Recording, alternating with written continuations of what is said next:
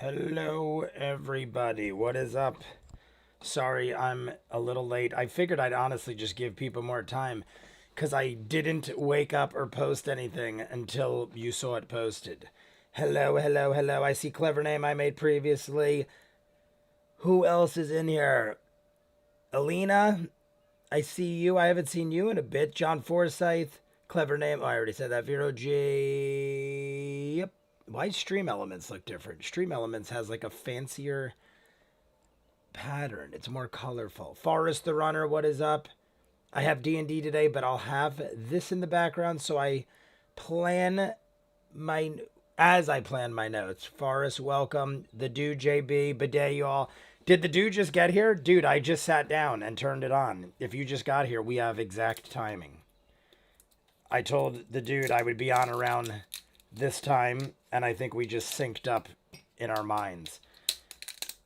Pride. Oh, is that what it is? That's what I was thinking. I was thinking that, but it didn't look like necessarily like a pride flag. I just saw like a lot of colors, but it didn't, I don't know. It doesn't look like your typical pride rainbow thing, but either way, I guess that's why. I have, instead of alcohol, I have protein shakes all over because I haven't eaten yet, and this might go on for 3 hours, and that is my form of consumption. Surge 2200 per day. All can't make it today since I'm about to watch Spider-Verse, but I wanted to say hi. Surge, I saw it twice already, both on Thursday. I won't spoil anything. It was phenomenal. I think it's better than the first one. I thought the first one was extremely good. Spider-Verse, no spoilers, like I said, but I think it was better than the first one, even though the first one was great. I saw it in IMAX and Dolby. I go to the Paramus Theater, I told you guys. If it's a good enough movie and there's things I need to go back and see a second viewing on, I'll check it out in IMAX. I always go Dolby first. Paramus has Dolby and IMAX. I have the A-list pass, so I'm not like filthy rich. I just pay $25 a month or something like that, and you get to go pretty much as many times as you want all month. I think if you're a moviegoer, it is hands down the greatest thing. Because one ticket at Dolby in Paramus is $26 plus tax. That's what the whole month costs. So if you just saw one movie a month, it pays for itself, as long as you saw it in Dolby. If you see it in a regular theater, I think it's like $17. No spoilers, please. I'm not telling you any spoilers. All I'll tell you is, like I said, it was extremely good. I was very impressed. Very impressed. I was worried in the sense that it's a sequel. So, like, it's hard to trump the first one when the first one was so good. And I think they did a damn good job. I ended up seeing that and Boogeyman. I saw a triple feature. On Thursday, I had all my stuff caught up. This is what ended up happening. I'll tell you guys really quick. Thursday, I was all caught up. I was way ahead. So I'm like, you know what I'm going to do? I'm going to watch a triple feature. I went around 2, 3 o'clock, had lunch, watched Spider-Verse in Dolby. Then I went right into IMAX because it was like immediately after another showing. I went right into IMAX, and then I was about halfway through, and I had seen what I needed to see, and I went and saw Boogeyman. So being as you don't have to pay, you get up to 3 movies a week. So Thursday is the last day, so I hadn't used any movies yet. I'm like, might as well use the third movie and just go see Spider-Verse again. I wanted to see Boogeyman, but I had like a 2-hour window. So I saw half of Spider-Verse in IMAX and then left and saw Boogeyman. Boogeyman was really good too, to tell you the truth. As far as modern day horrors go, I thought Boogeyman was very good. I'm not going to spoil that either. But if you're into horror, I recommend checking it out. It had some very good scares. I thought the CGI was good. It was like a very good movie. But that is why Thursday I did a triple feature. I'm like, I got all the time in the world. Then yesterday, I went to work. I get a call that my bed is coming. They told me they'd give me like a week's notice. Those of you who don't know, I had a custom bed made in my room that is like pretty much 3/4 of the size of my room. It has a built-in lounger, a couch, a hutch, everything. It's pretty much everything in one bed. I had a custom made overseas. They're like, we'll give you a heads up of like 5 days to a week. They called me yesterday morning and they're like, your bed's going to be here in like between 2 and 5 o'clock. I'm like, well, I guess I'm not working the rest of the day because I still had to move my other stuff out. I was still sleeping on my old bed and I have a giant platform California King. So I was like, all right, taking off of work early. Got home. I'm expecting them between 2 and 5. I start disassembling my old bed, I guess now. Started disassembling my old bed. And they call and they're like, we're actually running early. We're going to be there at 1:30. So instead of hoping they were late so I had more time, they end up showing up at 1:30. The problem with that was, one, my old bed was still in, and two, it was scheduled to rain around 4 o'clock. And I'm like, I have to get all of this crap out and all of this other crap in before it starts raining. It downpoured yesterday. So, it was pretty accurate. Around 4 o'clock is when it happened. So I disassembled my whole platform bed, took everything in and out. And mind you, I have very limited space to work with. So I had to, like, one by one move pieces in and out at the same time because they were already here. It was all, they dropped it right outside my door because I couldn't have them bring it in because I had no room. So and mind you, the bed, the new bed, I didn't realize this. It came in 5 boxes and it was over 700 pounds. Combined over 700 pounds because it's like an entire room in one kind of thing. So I had to bring that in, bring the other bed out, which is probably 500 to 600 pounds, the old bed. And by the time I did all this, I literally thought I was going to die by like 6 o'clock when I wrote the post, like, guys, we're going to have to do this tomorrow. I had still not even assembled because I had to assemble the bed, the new one. So at like around 6 o'clock, I had just gotten everything out and everything in. Then I had bought new tires from a guy that lives like 2 towns over. And he was like, yeah, I'll let you know when you could come pick them up. He ends up calling me at 6:45 and is like, come pick up your tires. Or he called me before that. I had to go get him at 6:45. So I had to run 2 towns over after I'd moved everything in. It's now pouring rain. I drove my pickup 2 towns over, picked up the new tires for my Jeep, came back home, and was up till 4 a.m. assembling this bed. It is all up, and I'll take pictures and show you guys. It's pretty freaking awesome. And I slept on it. I slept like a dream. Everything's glorious. But I was up till 4 a.m. last night finishing assembling it because I'm like, I got to do this, and then I got to do the Patreon hour. Like, I'm going to do everything today. I'm going to finish this with you guys, whatever we do. If we get the 30 minutes because of the 50 likes, then we'll do that. But then I'm going to do the Patreon hour. I'm going to do the YouTube hour. I already looked. There is a Patreon hour and at least an hour and 20 minutes beyond that. So even if we get 30 minutes in, we're almost getting an hour on YouTube regardless, plus the Patreon hour. So I was like, I got to finish this bed because otherwise I'm going to be exhausted after this today. I'm not going to finish. So long story made even longer. That is what happened yesterday. I went from having a carefree, easy day of nothing to 20 errands. And I literally am so sore because I was all by myself. So I had to move a 600-pound bed out, a 700-pound bed in, and then single-handedly assemble the whole thing while holding pieces. And it was awkward, and I'm sore, and I am exhausted. But that is why we did not have a live stream yesterday. I wanted to get everything done, and now we're good. Now everything's back to normal. I got the old bed out, the new bed in. My tires are picked up. I'm dropping off my Jeep on Monday to have the tires put on. So the rest of my life should be normal, or as normal as it usually is. But Forrest, have fun with your D&D. What was the fan art of the week? The fan art of the week, I didn't see it, John. We have stopped doing Talks Machina. So I don't know if that's what you're referring to. We have stopped doing Talks Machina for reasons of Brian Foster and Ashley Johnson having a restraining order against him.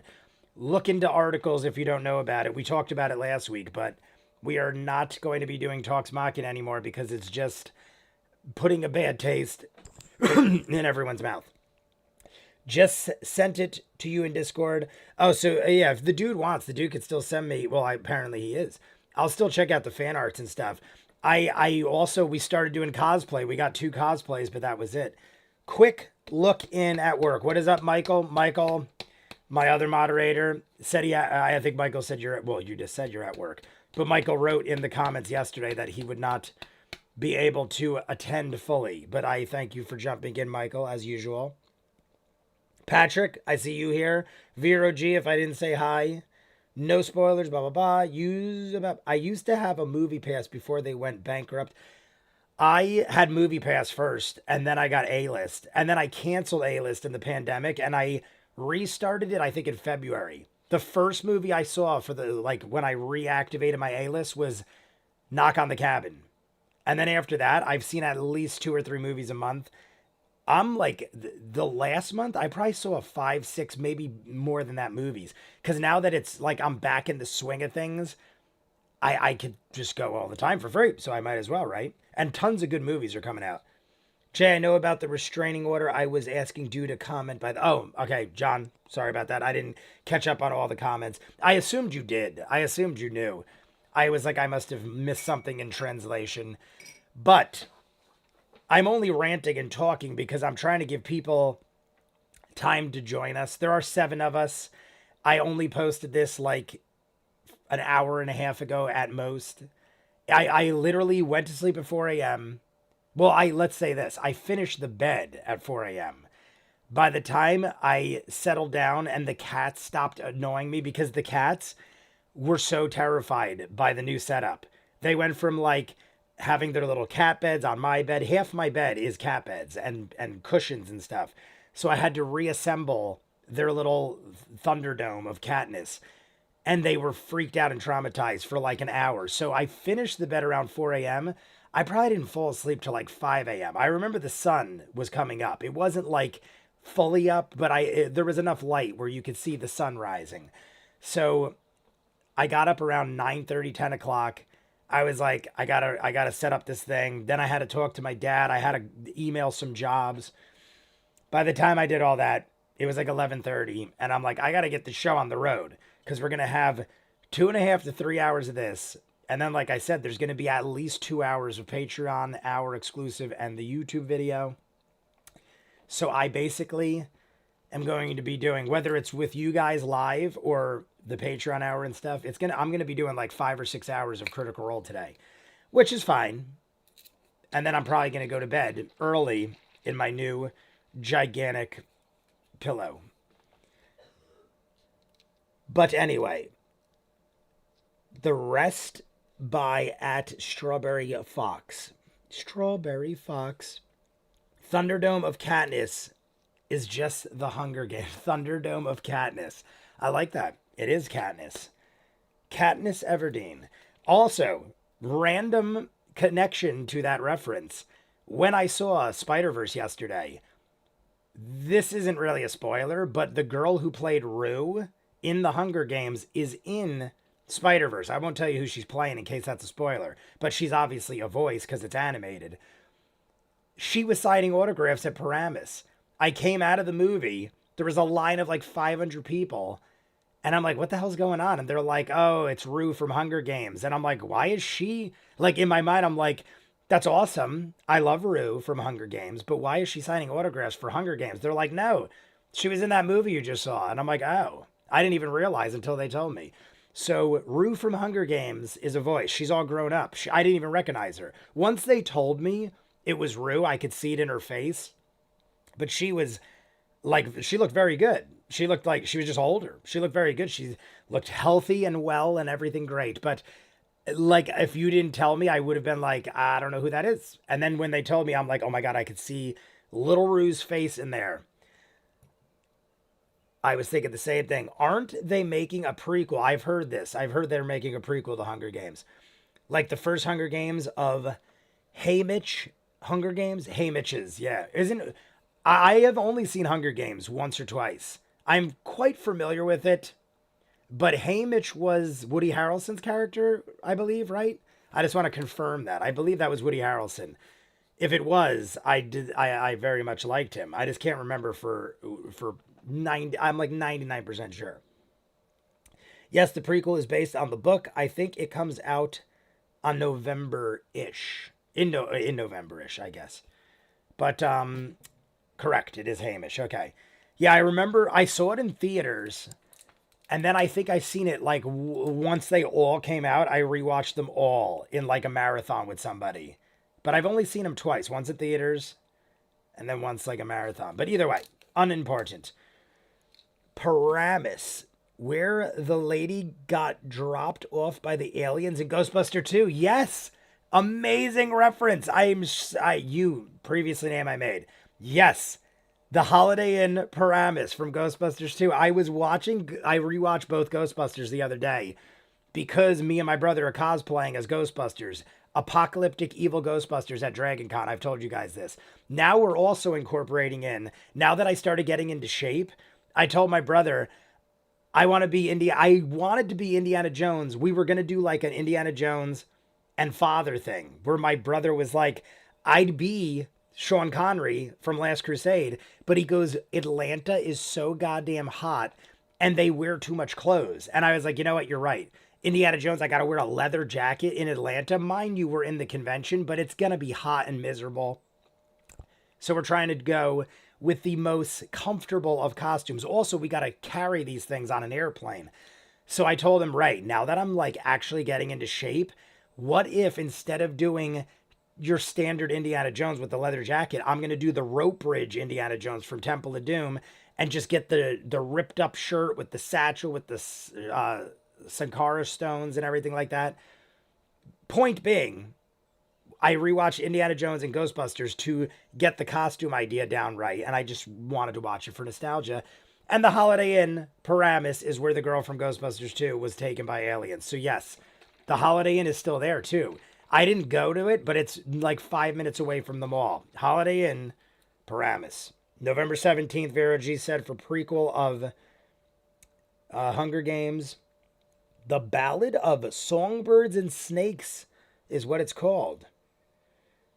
I recently rewatched Afterlife. Still enjoyable, I think. Honestly, I thought Afterlife was good. I told you guys this in case you forgot. We all went as a family when my brother visited. We waited a week. We didn't, like, I normally would have seen it opening night, but we waited a week because my brother came to visit. And being the massive Ghostbuster fans we've been our entire lives, we all went and saw it, and we all thought it was pretty good. I honestly, I had no problems with it. If I could be a nitpick, my only hope would have been that we did it sooner, because the Ghostbusters are so old now, and obviously Harold Ramis passed away. So my only nitpick would be, I wish they'd done it sooner. But for what it was, I mean, the way they're ruining some things nowadays, I mean, I feel like there's a 50-50 split between properties getting like destroyed by modern day, or the other half is pretty good. And I'm happy that Ghostbusters fell on the good half, I think. Same here. We went to the Alamo. Really great way to watch a movie. I liked Afterlife. Respectful continuation. I agree. I thought it was, no spoilers, but the way the beginning started and the way they handled the end, I thought it was great. I know a lot of, not a lot of people. I know some people were like, but I won't talk about that. But I was like, no, I'm good. I'm going to drink this and then we're going to start. So everybody, we have, anywhere from 8 to 12 people jumping in at random. So let's just start it up. Everyone thumbs me up. Much like Creed. See, I don't know who, oh, I can see the dudes. The dude just sent me, well, he sent it before. Ooh, we got and then that popped up. So we got a Keyleth and Ford. Strawberry Fox. So my thing was, I guess I'm supposed to assume that is Keyleth. I thought it was too on the nose and that it was a misdirect. But apparently I'm guessing that was Keyleth. Creed is better than Rocky honestly, I was almost going to be like, how dare you? But the Creed movies are like real movies. And I am one of the biggest Rocky fans ever. Rocky movies are great. I love them all. I even like 5. But Creed is like they're like more cinematic masterpieces. Where like the first Rocky was like a cinematic masterpiece. The Creeds are all like shot very seriously. Where the Rockies were like kind of like dumb fun, if that is not insulting. But I would agree that the Creeds are more cinematic masterpieces. Like it's more of a movie. Where like once you pass Rocky 2, I'll even say Rocky 2 was up there with the masterpieces. But once you hit Rocky 3, they were all just like silly. Like there was a lot of things you could complain about and nitpick, but Creeds are good. I saw the third one recently. I wasn't as big of a fan of the third one. Like the third one, I would probably rank the last. I would probably rank them in order. Actually, I don't know, because Dolph Lundgren and his son coming in part two is just nostalgic happiness for me. It is not Keyleth. All right, so maybe that's just the art. I got to go look at it again. I mean, the art looks like Keyleth at least. Better filmmaking, but Rocky better love story. Yes, definitely the love story. Rocky's all about the love story and the underdog. I mean, Creed's got the underdog factor too, but Creed is more like a real story shot like cinematically beautiful. Rocky 1 was like that, but the rest of them were not. But I still love them all. Creed movies don't have robot butlers, so yeah, exactly. That's kind of my point. They didn't have thunder lips. They didn't have like Paulie probably banging robots. That's like something people always joke about. That Paulie gave it a woman's voice and very possibly was hooking up with that robot. Burt Young, the great Burt Young, might have hooked up with a robot in Rocky 4. I don't know if any of you have seen it. I've seen it a couple times. They now have a re-edited Rocky 4 where all the robot scenes are cut out and it's done more like cinematically, where it's more of a story and more seriously taken. Rocky took, because Rocky had all the footage. Sylvester Stallone had all the footage. So they redid the whole movie. Even the fights have different scenes that were never in the original. And it is much more of a serious film. Like if you watch 4, the re-edited director's cut, it's like a legit movie. They take out all the silliness. But honestly, that's part of the reason I like it so much is the silliness, because it's like it was the 80s. That's what happened. That's what happened in the 80s. You had ridiculous crap like robot butlers and stuff. You've never seen art of the Wild Mother, so I won't hold it against you for thinking it's Keyleth. It does look a lot like Keyleth, but I guess it is the Wild Mother then. Okay, good confirmation there, because I would have just ran with that thinking it was Keyleth. What is this? Michael Bubba. How it's a continuation when the whole earth forgot about 100-foot tall marshmallow men, Statue of Liberty walking around. There is stuff that doesn't make sense, but it is technically a continuation. Even part 2, though, I always thought it was hilarious where part 2, they're like, everyone's suing the shit out of us and the mayor hates our guts. And they're pretending like when the Titanic crashes that it's a shock. We literally saw, unless they went around and like Men in Black them, like did the little taser thing. How does the mayor pretend like the Ghostbusters are responsible for everything? They literally went to court and had the judge almost throw him in jail. If it wasn't for the Scoleri brothers jumping out and the Ghostbusters having to destroy them, they would have got thrown in jail. The judge was like, I don't believe in this shit. Really, dude? You had to have been a judge. The dude was like 65 years old in that movie. He had to have been involved in the legal system during Ghostbusters 1. How do you not believe that the Ghostbusters are real? Come on, dude. Bad judge. But then he figured it out. He figured it out. The Scoleri brothers almost killed him. I'm pretty sure they killed several people, and we just didn't see it. The Scoleri brothers were like wrecking fools in that courtroom. Daniel O'Brien did a great breakdown of that situation. Edit the robots out of Rocky. Don't censor art. I agree that you should. I mean, Rocky, this was honestly, I think Sylvester Stallone did an interview. I feel like there's a documentary on the making of the director's cut or something that Sly posted on his thing. It's like an hour and a half long showing the whole process. If you go on YouTube, it's free. He posted it on his own YouTube channel. And it's like an hour and a half showing the whole process from beginning to end, how he got all the footage, why he has all the footage, and why he did it. And he was basically saying that people look at 4 as like a mockery because of all the silliness, and he wanted to show what like the true intent was. So I respect it in the sense of that, but I typically hate when people, unless there's already a director's cut available from back when, like Aliens, there was a director's cut, there's a regular one, Blade Runner, there's a bunch of different cuts, but they existed since the original. I don't usually like when people go back and ruin things like that, but he did it for a reason, and I dug it for what it was. It's a real phenomena. We're even seeing proof of something. It breaks their narrative, so they say it's not real. I buy the cynicism of Ghostbusters 2. I mean, it is, I get the denial. But if you really sat down and were honest with yourself, like the judge, I totally get being like, this ain't real.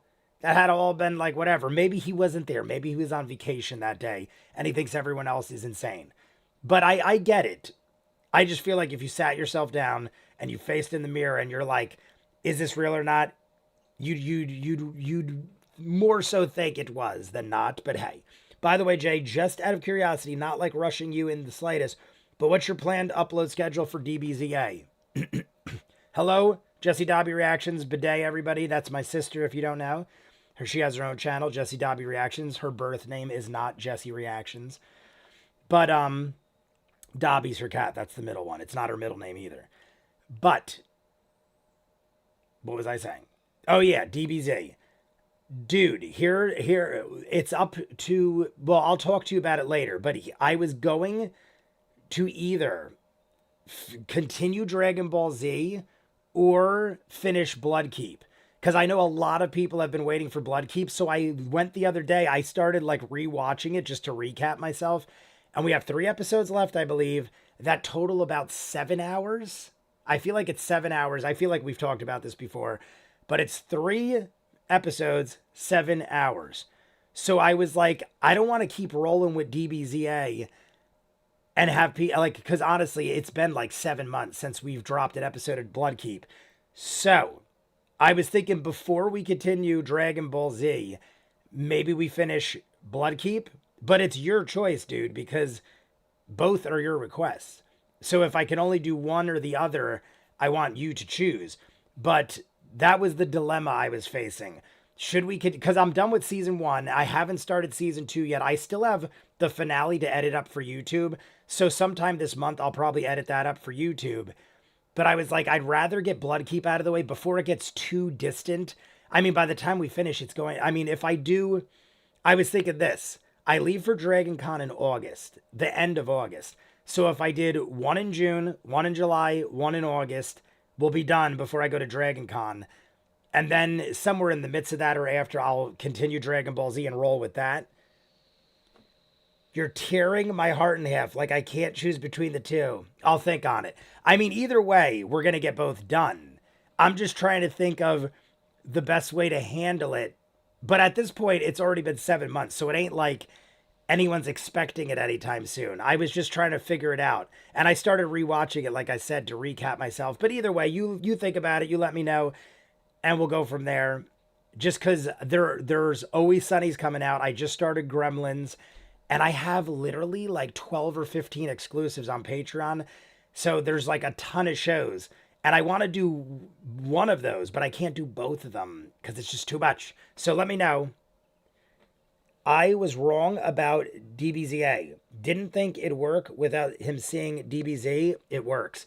I'm very into it. I'm very into everything I do for the most part, though. So I also, somebody was asking me, I've always wanted to watch the Young Indiana Jones Adventures or Chronicles, whatever the heck they call it. I couldn't find like nice enough files or somewhere to watch it.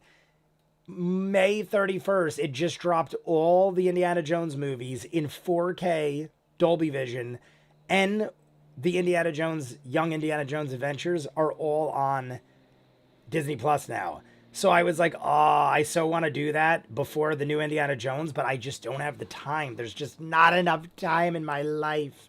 But anyway, everyone's ready because we've been ranting for 5 years. Today works. Totally works right. Oh, okay. I read that wrong. My eyes are horrible. All right. Everybody has thumbs up. We are gonna roll. I'm gonna give you like a little more time, but I'm gonna take a drink of this, and then we're gonna start in 5 seconds.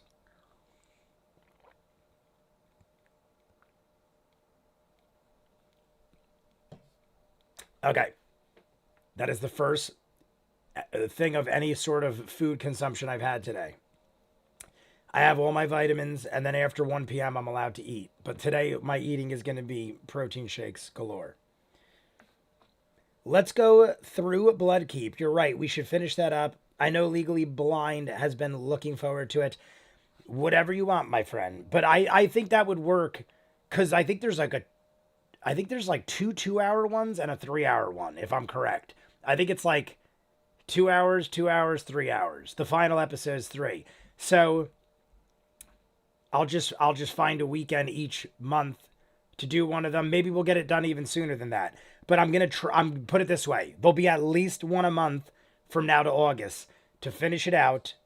So those of you, the dude just confirmed, we're going to finish the Bloodkeep before we continue Dragon Ball Z, just to get it done. I don't want to say out of the way because that sounds like it's negative, but I want to get it in the books. Like, I want to get it done in the books because there's other people too I see on YouTube that watch them and go, hey, what happened to episode 4? And they think that it's only on Patreon. And then I've had people subscribe to Patreon and be like, yo, where's the rest of Bloodkeep? And I'm like, it's not a Patreon exclusive. We just never finished it. So it would be better if we did that. But I mean, like I said, it's up to you. I have tons of shows I haven't finished. There's probably like a dozen shows that are Patreon exclusive that we just never finished. So that works. So like I said, we're going to do, just so to confirm everybody, Jeff Lundy, I see you jumped in. We're going to do at least one a month from here on. It's already June. So at some point in June, I'll throw up a thing. We'll do it live, right? Dude, you want to do it live, right? Like we've been doing? Because I could do it in a video and throw it on YouTube, or we could do it live. We'll do like a Sunday like we were doing. Like one Sunday every month. We'll do a second live stream that's not related to this. And we'll finish Bloodkeep. But either way, everybody, for the 100th time, I said we're gonna start. So here we go. 3, 2, 1, go. Oh my God, that's loud. All right. So we'll get rolling. And we're at 13 likes. We have 2.5 hours of this. So if we hit 50 likes, which is probably the most likely of any video based on the fact that we have so much time in the first part. But yes, if any of you, if we hit 50 likes, we're jumping into the next 30 minutes. We'll have over a 3-hour stream. I mean, it's already an hour because of all the time we talked and waited. I enjoy doing it live. It's fun. I'm fine with that. I'll talk to you, dude, and we'll pick a Sunday. We'll pick a Sunday now that football and everything. I mean, football starts in September or late August. So by then I'll be done. Dragon Con starts and then we'll roll back to Dragon Ball Z. Because Dragon Ball Z is better, I think, not live streamed, obviously, because I'll just watch a bunch and chop it up. So I feel like that'll all work perfect. We'll get it all done before Dragon Con. I come back from Dragon Con. We'll start Dragon Ball Z and we'll roll with Dragon Ball Z. And we'll have no more waiting for Bloodkeep. All right. Plus, I'm on hand to answer any questions. Yes, exactly. All right. Here we go. We have ended where we're now at Bazzoxan. That's the last we saw, Bazzoxan. And people are approaching us. That is the last we saw. Like and subscribe. Like I said, 50 likes. We got more time. And I have, this is my protein of choice today. Root beer float.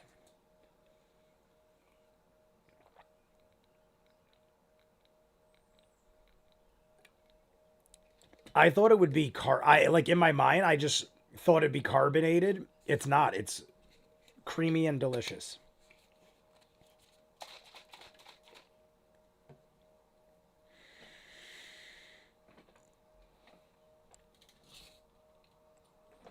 Rasona.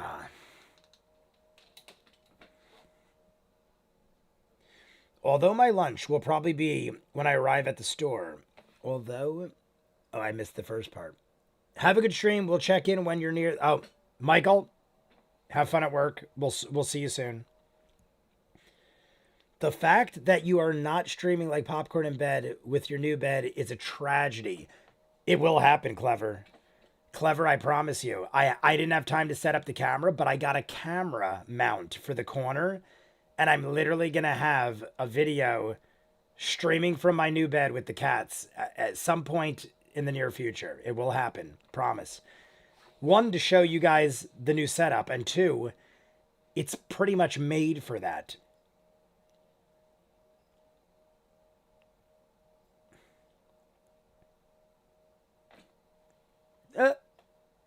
Then don't bother me with it. I gotta move the thing to see Caleb's head. I have to move this a little bit.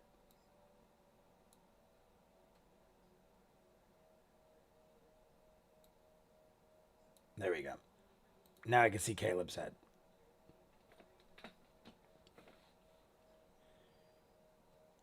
All right. We have people vouching for us. Caleb's doing the talking. Is it just me, or are root beer floats better with the great value shitty brand than with like the good stuff? I have only had a root beer float with Stewart's root beer. I don't think I've ever had a root beer float without it being Stewart's. Because at the arcade, we have Stewart's root beer on tap. And growing up, there was a Stewart's down the street from my house that my father would take me to all the time. So I've only had Stewart's root beer in a float. I've had every other root beer, just regular. My drink of choice used to be rum and root beer. Not rum and Coke. I used to love rum and root beer. But I haven't had one of those in 500 moons.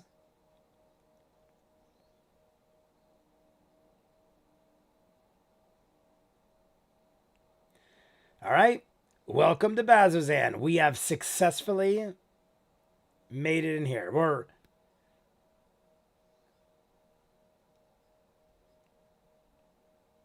I was going to say, sometimes you don't want to talk more than you need to. The fact that the dude was walking away, but I mean, Caleb asked a good question. I think that's worth asking. Like, yo, we don't want to step on any toes. Let us know if there's anything we should or should not do or say. I think that's legit. I was thinking the same thing. Jay's OnlyFans about to drop. Yes, we're going to have Jay's OnlyFans in the bedroom. It's going to be exclusive to OnlyFans. It's going to be me and my cats. I'm just going to wear a leopard skin thong with my cats.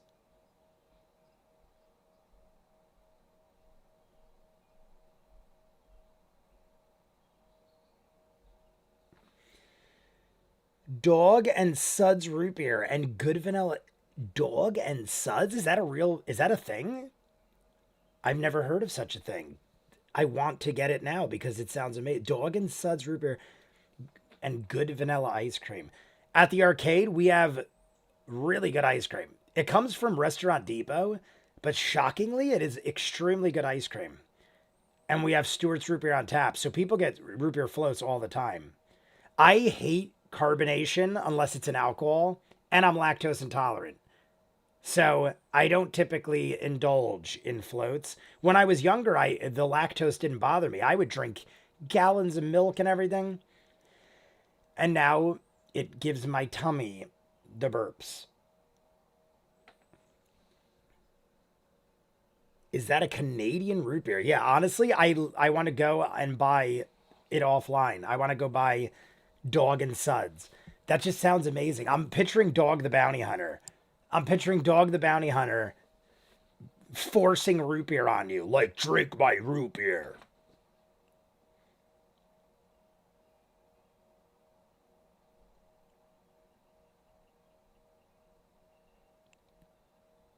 Who was it? My apologies. Who was it in the comments that said, I feel like I know, but I'm not positive. Said something like, Sam made a clever comment saying, what if The Rock just followed us around forever? And then I started thinking about it. What if it did? What if The Rock was like stalking us or pursuing us at all times?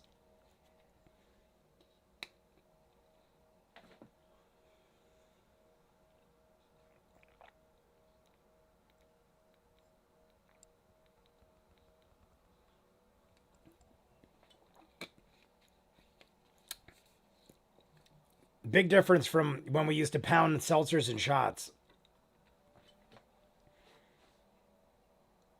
Nothing against it. Feel free to drink seltzers and shots. I'm gonna be back. I think I said this before. I'm down to 184. I'm trying to get to 175. My goal was 185 and I got there and I'm like, I ain't happy.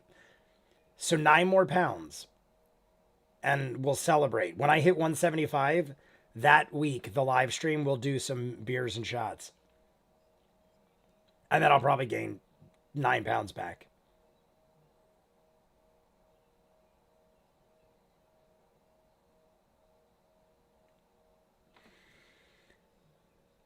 Oh, Sam would hate that so much. Just a big bird following him around like some kind of shithead. I think it would be glorious. But yes, it would be. Can you imagine? The bird just dedicated its life to ruining ours. By the way, in this drink is my vitamin water, but I have to pace it because I find if I drink it really fast, I get so hyper that I'll jump out this window and run around the house 15 times.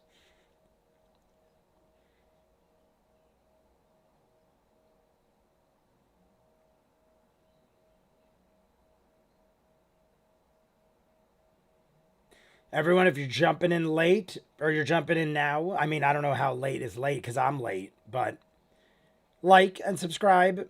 We need 50 likes. I honestly am geared up to the point where I'm jumping into the episodes regardless. So we might as well get 50 likes and watch it all on the live stream or a lot of it on the live stream. Maybe if we get close, I'll do it anyway. Maybe if we get close to 50 and we're like right there, maybe I'll just do 30 minutes. Otherwise, the Patreon hour or the YouTube hour is going to be like an hour and 20 minutes.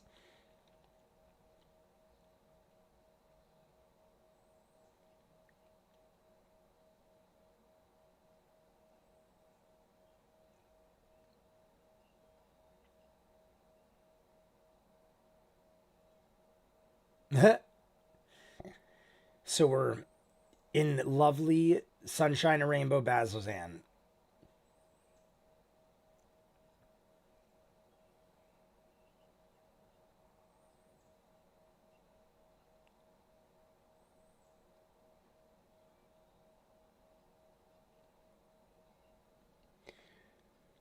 Boop, boop, boop, boop, boop.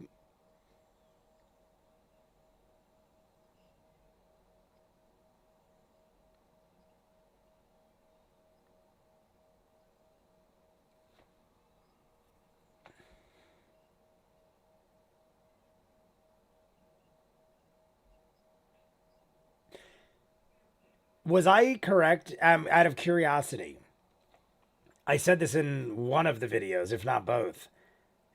The way he's describing Bazzoxan, or at least some of the parts of it, it reminds me of The Last Crusade. Somebody might know the location I'm speaking of. I feel like somebody might have even wrote it in the comments of the video I'm talking about. But it reminds me of when they rolled up and they went in that mountain temple and they found the Holy Grail. Spoiler alert, Indiana Jones found the Holy Grail.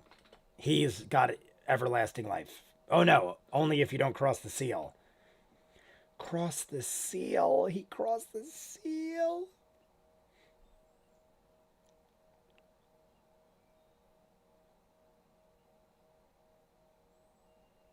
Oh, so the other half, I'm paying attention, but the other half of me being Indiana Jones on the rope bridge at Dragon Con, my brother's like, what do I do though? I want a match. And I said, be Sean Connery when he's on the beach. He rolls his shirt up, opens it up, rolls his cuffs his pants, And he has the umbrella when he goes caca caca and he scares the birdies away to take down the plane. I'm like, you could be beach Sean Connery and I'll be the rope bridge Indy. And he's like, done. So we're working on it. But we're going to be evil apocalyptic Ghostbusters. And our second costumes are going to be rope bridge Indy and beach father, beach Sean Connery. We're probably going to have others as well, but those are our two go-tos right now. Dragon Con is in 2.5 months. I found a guy on Etsy that's custom making me all the leather pieces that Indy wears, the whip, the belts, the straps, the satchel, the Sankara stones. And I'm going to have some legit shit. You guys already saw I got the Indy hat. So I'm going to have a legit Indy rope bridge costume.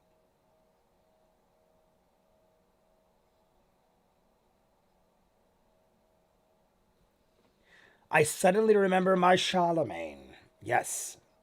Let the rocks and the bird. What is it? Rocks and the trees and the bird. I can't think of it, but it's something like that. Let your armies be the rocks and the trees and the birds in the sky. That's what it is. I was like, I have to think for a second. Last Crusade, by far my favorite Indy. And I saw it in theaters with my father and brother. I think my sister wasn't even born yet. And if she was like not even a year old.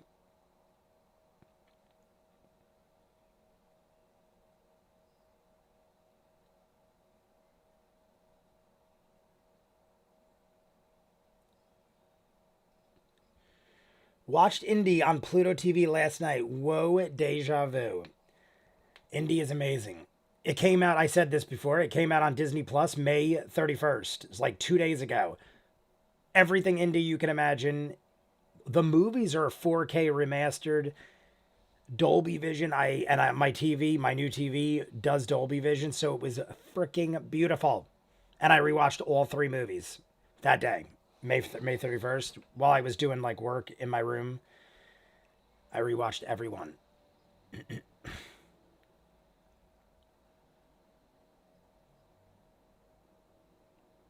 I pray the new one, like we were talking about Afterlife, I just hope it's almost as good as that. That'd be fine with me. I don't need it to be the best Indy ever. I just hope it is an acceptable sequel.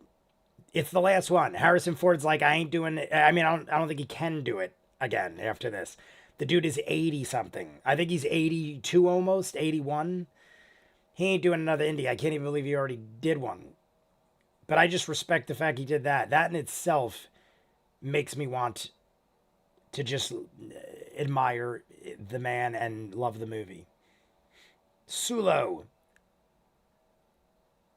Welcome to hell, Sulo. Yeah, why would they build a city here? Exactly. TF is Dolby. What is that? TF is Dolby Vision. The fuck is that? The fuck is Dolby Vision? Dolby Vision is basically a better form of IMAX. IMAX is bigger, but Dolby is the sharpest blacks and colors you could get. More so the blacks. Like how black sounds like it's the color black.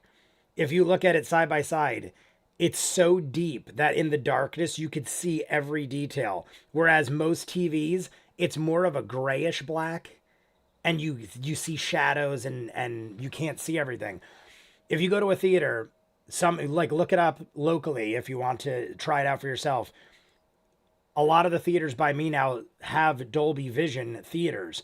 And in the beginning they go, this is a regular theater. This is Dolby Vision. And then they collide the two and show you the difference. It's very noticeably different. Demonic Princes.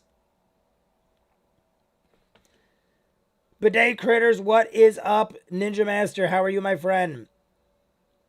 There's no back. Like my TV in my room, the new one that I got, is OLED. So it's like self-illuminating pixels The TV is as thin as my cell phone, and it's self-illuminating pixels that clean themselves when my TV's off. It's the greatest picture quality and could do Dolby Vision because it could get as dark could be. Like, what was that color black? It was in some show I watched recently where they all visited this museum that had the darkest black you could ever see, to the point where you almost get lost in it. And it's basically that. But it also has far superior sound and everything. Like, it all kind of goes together. And I've seen everything in IMAX and Dolby Vision. Like I said, I saw Spider-Verse in Dolby Vision and IMAX the other day. IMAX is great if you want to see it on the biggest screen imaginable. And like sit like this and you see it tower over you. But Dolby Vision is by far the most crisp, sharp picture you'll ever see. Right now, at least. I'm sure they'll come out with better at some point. Vanta Black. Yes. What was that from? I recently just saw a show and they all went and visited a museum and they had Vanta Black. You had to walk into a room and it was like you were like immersed in darkness. Halfway to 50 likes, everybody. We have over 2 hours left and we're almost at 50. Well, we're halfway. So like and subscribe. Not too bad of a day. Just finished LARPing and about to go eat some sushi. Ninja, when is your trip done? You're still there, or is this another LARPing event? I feel like you've been LARPing for 8 or 9 days. I feel like you did say 9 days, so maybe you're still there.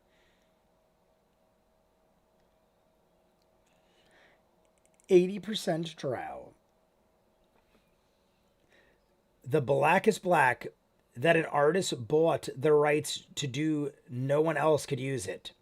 I go up to the Undvar Hazy in Northern Virginia, third biggest screen on the East Coast. I have to look into that because I'm only about 4 hours away from Virginia. My great aunt used to live there.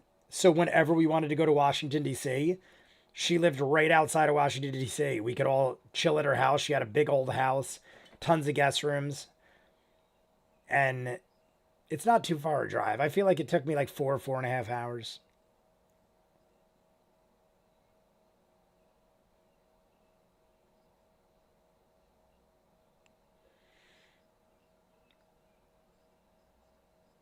There's a New Brunswick AMC is near me. I know at one time they had one of the biggest IMAX, but that was like 2 decades ago. I'm sure by now there's bigger, but at the time I remember they had that was like the only place you could go to see IMAX when I was like in high school. And they were known to have like one of the biggest around. I'm sure New York has something like crazy.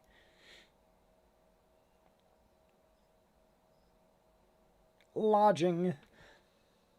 No, this is my weekly LARPing group. I am back home. Oh, okay. Just LARPing again. LARPing again. How you doing? How's it going with the LARPing, Ninja? Besides it just being fun with friends, are you destroying all of your foes? I honestly have never. I've seen LARPing.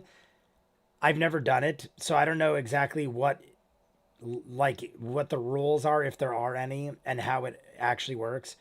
What was the role models? I remember role models where everyone went wild LARPing at the end. Took it very seriously, and I don't blame you because it's real and we all have to do it. But I actually don't know beyond that. Beyond role models. That's my LARPing education. It was at the time when that artist did it. Now we have new blacks and pinks. Boop, boop, boop, boop. It's also the best air and space museum in the country. They have the Enola Gay. I think I've been there, dude. Because we did do something like that. So I'm pretty sure I have been there. The Enola Gay and stuff like that. I'm almost positive we did all this. The Air and Space Museum.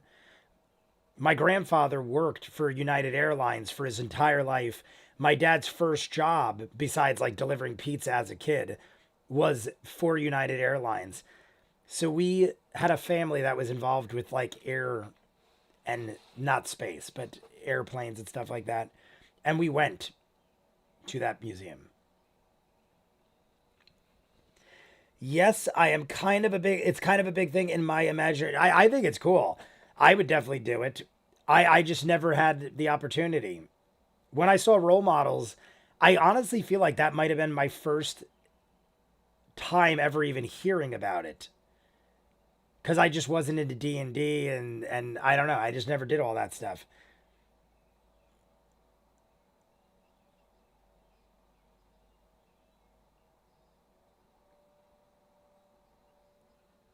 Tealbird, you're not late, Tealbird, you're early. And if you already slapped a like, then you are God. Are you a god?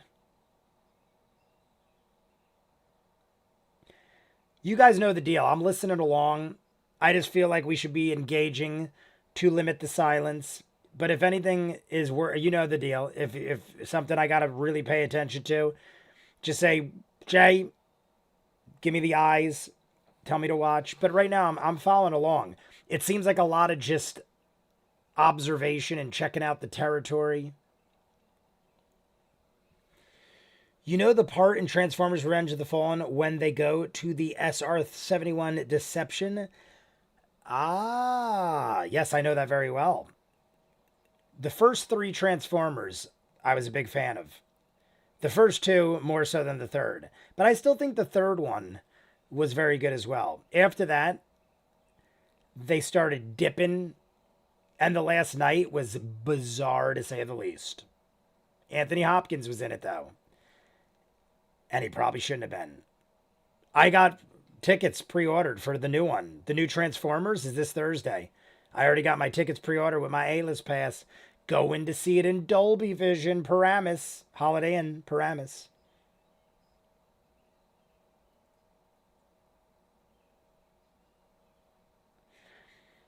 Yeah, so if anybody wants to find me, I'll be at Paramus on Thursday, signing autographs with Rue from Hunger Games.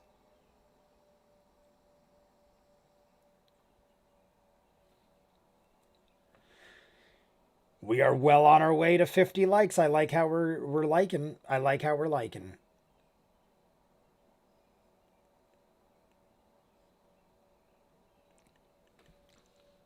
Bumblebee was incredible. I dug Bumblebee. I thought, yeah, honestly, I thought Bumblebee was a nice return to form, even though it wasn't Michael Bay, right? I don't think Bumblebee was Michael Bay. I feel like that was the first one not Michael Bay, and the one coming out Thursday is not Michael Bay either, right? I'm pretty sure this is the new, but people have given it pretty good reviews, and I love me some robot aminals. 200 gold. I got a thing for incense and ivory. Incense and ivory. But I'm looking forward to it. It looked like they're having an epic battle of Transformers on possibly a place we need to battle. I can't remember the name of it now. It's just totally left my brain. Oh my god, what the hell's the name of the place where they fight? All the Transformers, like their planet place. Did the Jester message happen yet? I did not see a Jester message yet, so I think not, my friend. Jay, how did you like Jester's leaf camouflage? It was one of my favorite moments. Honestly, I thought it was genius, but I feel like The Rock didn't fall for it. I would have thought a giant leaf floating from a tree, the bird would just ignore it. I do also think that Ford interacting with a leaf probably gave her away, but I don't know. I liked it. I just thought it would have been more of a deception. But yes, very good. Very good. I like she's thinking quick. At first I was like a leaf, and then I'm like, okay, I take it. I'll take it. The ready room to the ruddy poon. The ruddy poon? Well, that's a bit of a name. The Ruddy Poon. Look at Liam's face. And Ashley and Liam are giggling inside. No Travis Knight. He did Travis is Travis Knight the one doing Transformers? I literally saw Knight and thought of The Last Night And then I'm like, how does Travis Knight? But I think Travis Knight directed the new one. He did all the best stop motion. Oh, okay, got it. Stop motion movies for Kubo, Paranormal, Paranorman. Isn't that Paranorman? I'm assuming it's Paranorman. Would you believe that I have not seen any of those? I know of all of them. I know Caroline. I know Kubo. Kubo, people tell me Kubo is one of the best things ever. And Paranorman, I've not seen any of those three movies. So I could not give my opinion on Travis Knight. But I know that people rave about Kubo more than the three. Like, that's the most they rave about. And Caroline and Paranorman, I've heard is good too. I feel like in order, I've heard Kubo, Caroline, Paranorman as far as quality and greatness. I can't give an opinion. What the fuck is correct, dude? Never seen it. And I watch a lot of animated stuff. Part of the reason I never seen Kubo is because so many people told me it's amazing that I was half waiting to react to it, and I just never got around to it. The others, I don't have an excuse. Caroline came out so long ago. Paranorman came out like at least, 10 years ago, at least. Same thing with How to Train Your Dragon. I've never seen any of the How to Train Your Dragons because I've heard them praised so much that I wanted to react to them. And like most things, I just can't find the time. But I have never seen a How to Train Your Dragon movie. And I think they're making a new one of those too, a live action. We've talked about this before. There's a live action coming out. I never seen them. 26, we're getting a whisper. We're getting a whisper. We're getting a whisper. I am not shitting you, Mr. Dude. Caroline was dope. It's the only one of those I've seen. It's really tough between Kubo and Caroline for me. I know Ninja's like, what? Yes, I have missed out on some quality animation. There was a period of time between, I would say, my early 20s and my early 30s. So like a 10-year period that I didn't watch animated shows. Nothing against them. I kind of just didn't watch movies. I would watch blockbuster stuff or things I was really into, I would keep up to date on. But there, between my early 20s to my early 30s, I dated like 8 different girls, was out at bars every night drinking, partying my ass off, racing cars. I basically took like a decade off of the J you know now, where I just watch everything under the sun. And I just missed out on a lot. So I don't know the years, but I feel like all of those fell within that realm.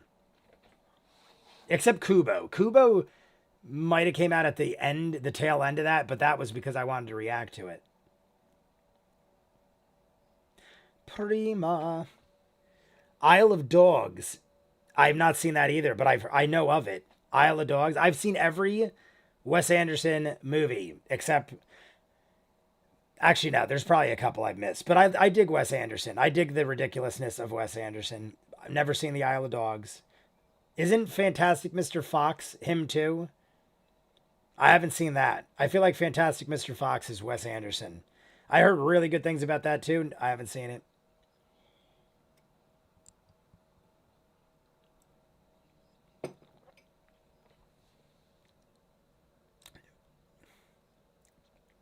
Talking stop motion movies. Yes, Isle of Dogs. I've seen a trailer. It looked interesting. I just never got around to it. I think also that I grew up with the kind of like the only animation type stuff I've seen with Saturday morning cartoons and Disney movies. So whenever like a different like kind of animation would come out by somebody that wasn't Disney, I like never really nothing against it. I just was like, whatever. It just never really like interested me in the sense of wanting to see it because I just was like a sucker for Disney. But now I'm a different person. I want to see everything. I just have to find the time. 1,000 gold pieces.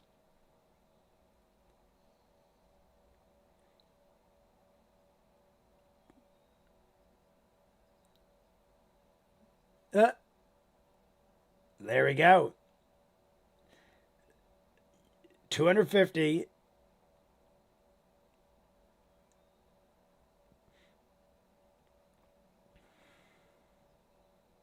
All right. You'll add 50 to the price. I love it. Liam's like, we'll add 50. We'll add 30 for you. No, you'll add 50. And then she smacked him. So we got to pay 350 gold. I feel like we have a lot of gold at this point. We've been racking up gold and not spending a whole lot.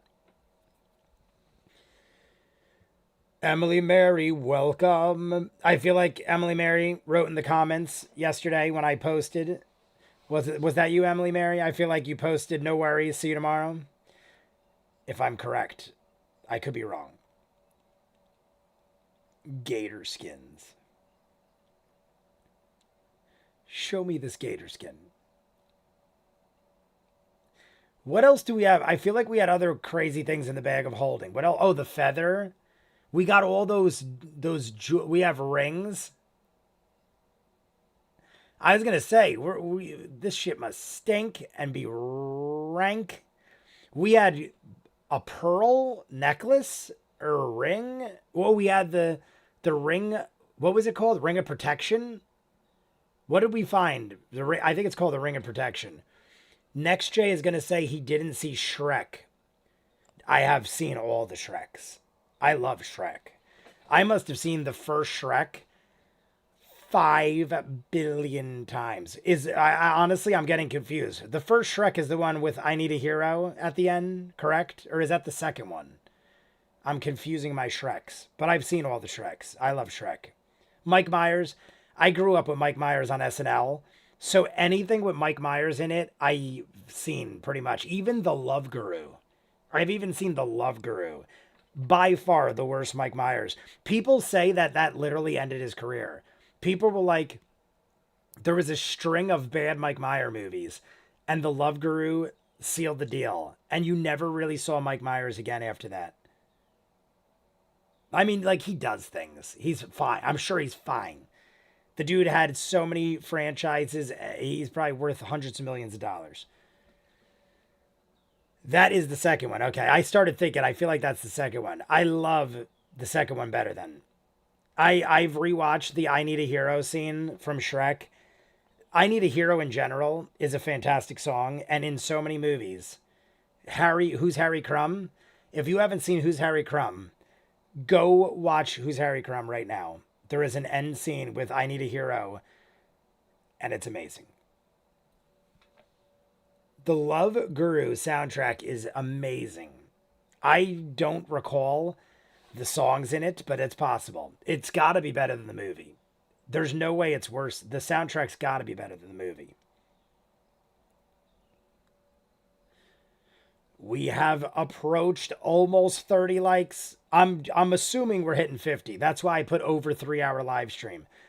Because in my opinion, if we almost hit 50 with an hour and 20-minute live stream, with a 2-hour and 30-minute live stream, we should hit like 5 million likes. The Bullet Train I Need a Hero scene is up there. Bullet Train, great one. I just saw one the other day. Just the other day, there was an I Need a Hero scene in something. And it was something newer that I just saw. And I was like, holy crap, I need a hero. And I can't remember what it was. Is it in the first Spider-Verse? It might be in the first Spider-Verse movie. Because I was rewatching things, and one of them was the first Spider-Verse to get ready for the second. I feel like there might have been I Need a Hero in that. I Need a Hero is in Short Circuit. Oh, yes. Short Circuit had the I Need a Hero scene. Amazing. Where Johnny Five shoots the magnetic thing and throws himself like a crane. Johnny Five is amazing. I grew up kind of scared of those movies. I remember when I was a kid, Johnny Five freaked me out a little. Because I was like, I like him, but like... something about, I guess, the metallicness, and when he got like that edgy version with the spiked mohawk and stuff, he was a little scary for a child, I feel like.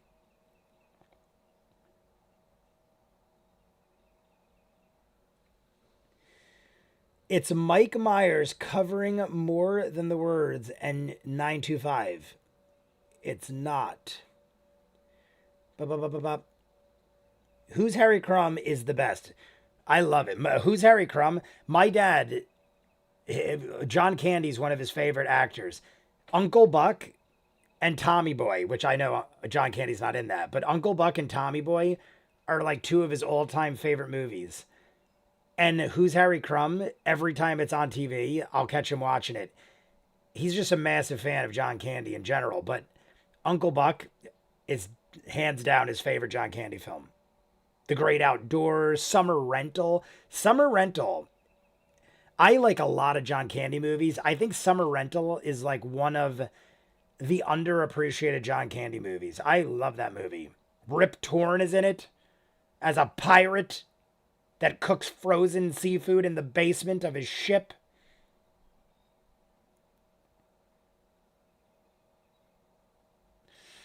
Knot has no flask. Knot's flask has gone. Why is Knot's flask done? Did I say that in English? Did I say why is Knot's dong? I said something about not having a dong, I feel like.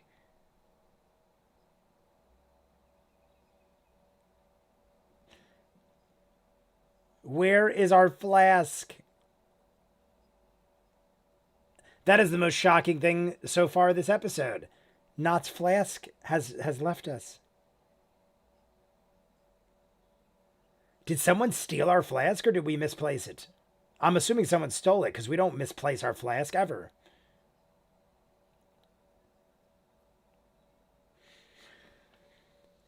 Clever, I forgot that cartoon. Camp Candy, oh my god, yes. I need to see the Tetris movie, but no time. Twice in Tetris. Oh, yes, that's what it was. I Need a Hero in Tetris. A phenomenal movie. Of recent memory, I would say the Tetris movie is one of the best movies I've seen in recent memory. Like in the last year, I would put it top 5. The Tetris movie, believe it or not. I think it was Apple TV, maybe.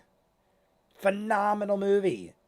I might have talked to you guys last week about this, but I saw Still, Michael J. Fox. Phenomenal documentary about his life from the 80s on, talking about how he dealt with Parkinson's and stuff. Phenomenal. I'm a major fan of docs. And it was amazing. Another Apple TV one. I have Apple TV for the month for free because of Ted Lasso. So I'm probably going to cancel it at the end of the month because I have way too many streaming services. But check out Michael J. Fox in Still. He does, it's him doing the narration. And he talks all about his difficulties since the 80s dealing with it. Late 80s, early 90s. Somebody stole it. Ford stole it. Something happened, but it was very subtly done. Yasha stole it. You missed that. Is that why they were giggling before?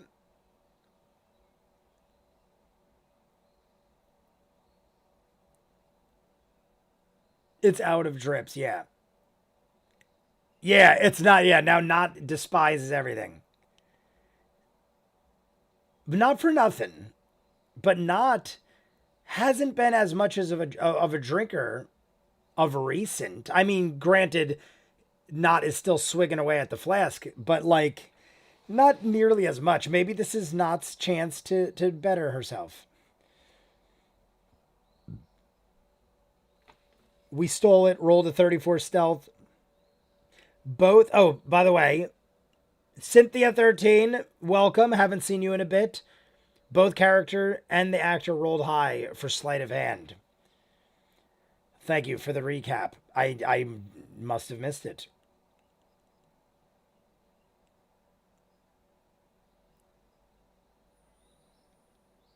Kitty biscuits. Get doing with the kitty biscuits. I call it making muffins. Kitty biscuits, making muffins. My cats of current don't do that much. My old cat used to sit there and go like this for like an hour. Coco's over here right now. Coco does it a little bit.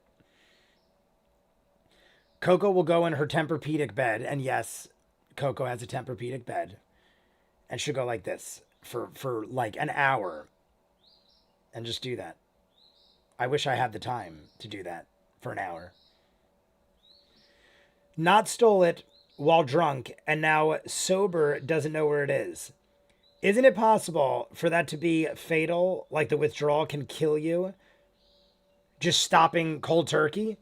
Don't force an alcoholic to. Yeah, that's really bad. It is very bad.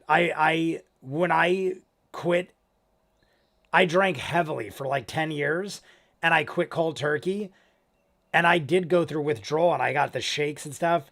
And after the fact, people were like, you should never do that. Professional, like doctor type people were like, don't ever do that. Your body, like, you have to wean off it. Like, they're like, every third or fourth day, you should have like a beer until like your body gets used to it.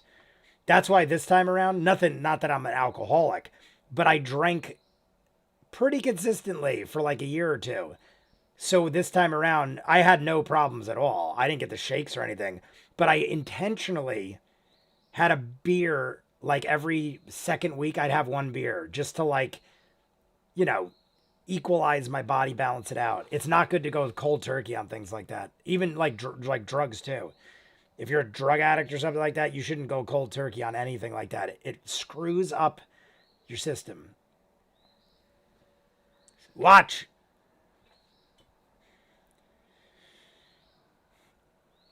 Oh, we're going to learn about the Wild Mother. Here we go.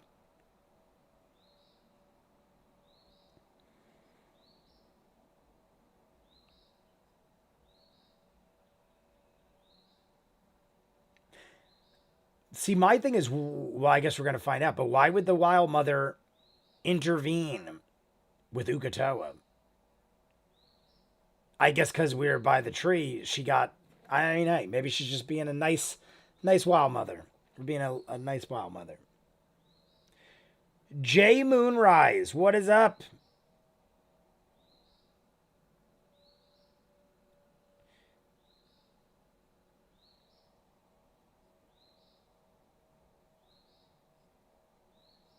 We're paying attention. I saw eyes. Let's have the rest of this vitamin water.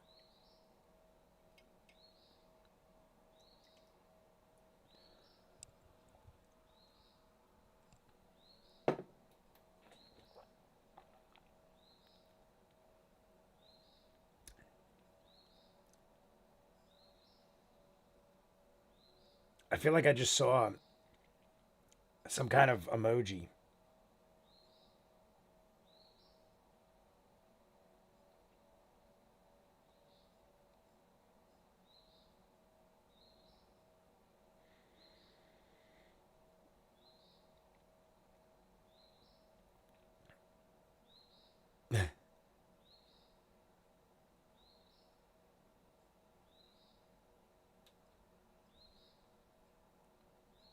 What? We're heading to a place. I mean, that's. I feel like that's why Tal last episode, I believe, things were being said, and Tal clearly knew things we didn't. He must know. Yeah, there we go. I see. What is it? I can't. Is it flowers or fireworks? I can't tell what it is, but it looks like fireworks are showering on the side. 3 families of priests, hundreds of years, Wild Mother servants.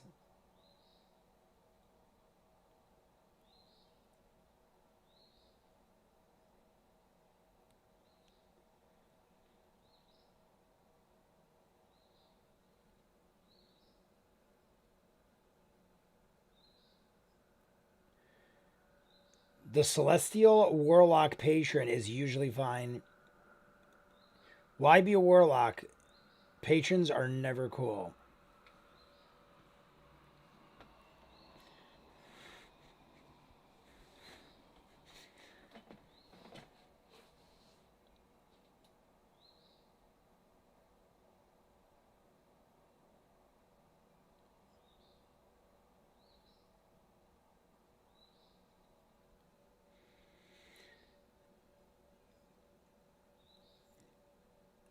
Is this 2 hours early? Only if you want that backstory, you can have a chill patron. Like Jester was almost a warlock and don't think her story would go anything like Ford's.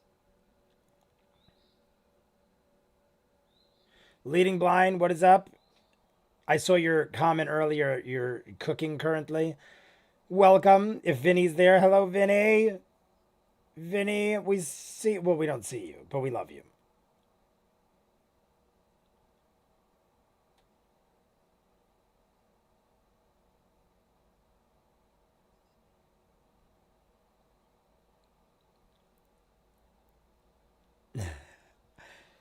Yes.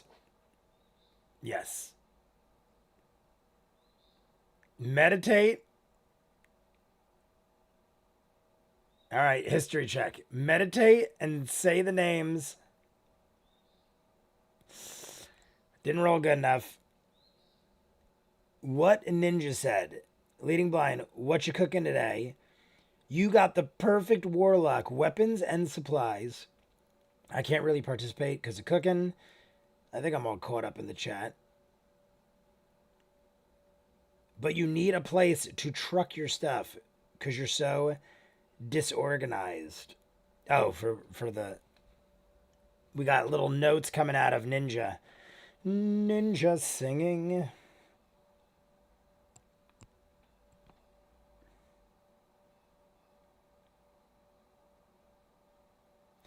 Sam is stripping. 2065 muscle t-shirt. He takes his shirt off and he's got a sleeveless muscle shirt. Sam's actually more muscular than I thought. He actually has like some size to him. I thought Sam was like a skinnier dude. He's actually in pretty good shape. Sam always strikes me as just like a skinny guy.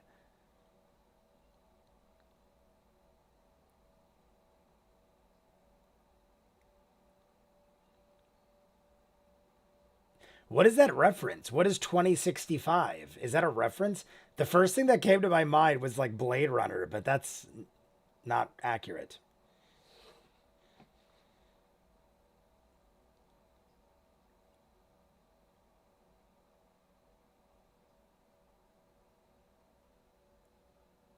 The sushi is delicious. I need me some sushi. I haven't had sushi in weeks. I used to have it 2 or 3 times a week. It's probably been like a month.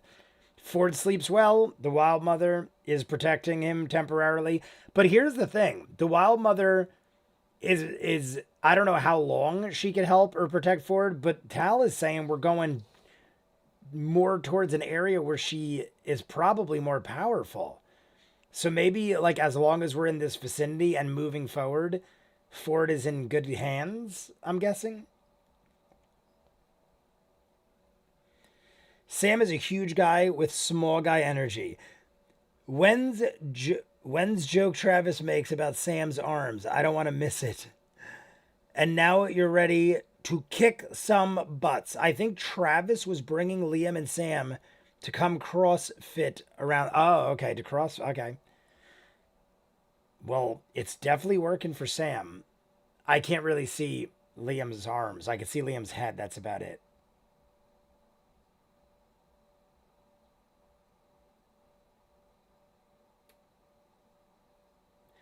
I have a lot of friends that did CrossFit and are like that were like not in great shape. They started doing CrossFit, they got like obsessed and are in like crazy shape now. One of my friends was never in bad shape. She was just like always fit but like skinny, and she's like a freaking shredded jacked monster now. Like I'm afraid of her. But like in all the greatest ways.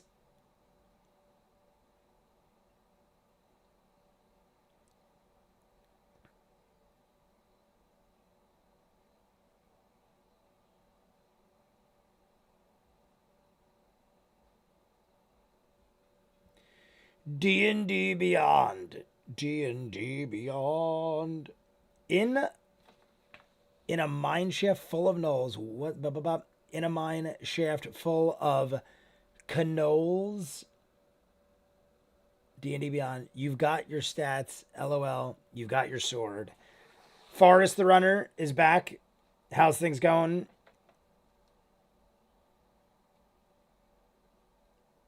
We're almost into our first hour. We're still going to have an hour and 30 minutes from that point, and we're almost to 30 likes. 50 likes or more, we watch the next 30 minutes. You know the deal. Those of you who don't are jumping in, like the video. If we hit 50 likes or more, we will be here for almost 4 hours, maybe more. Who knows? Maybe we'll just stay here forever.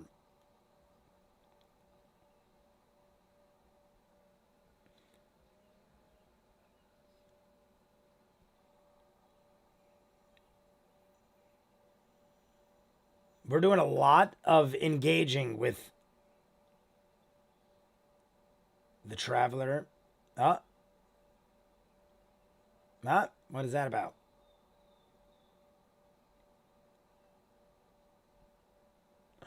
Oh, what is that all about? The Traveler has denied you. But he did say sorry. I honestly, the sorry makes me feel a lot better. Because if the Traveler was just like, nah, I'd be like, what? But maybe the Traveler has better things to do today.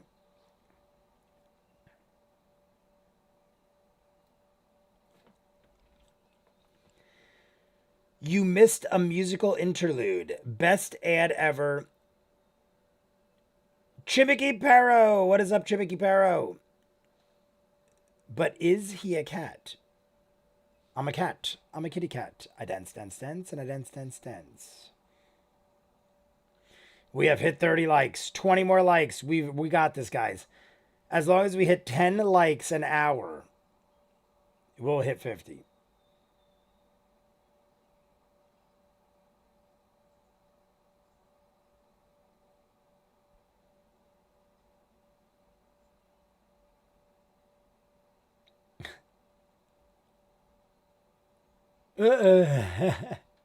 Ford is like interjecting, oh wait, I'm not even in your vicinity. I have no idea what's happening in reality.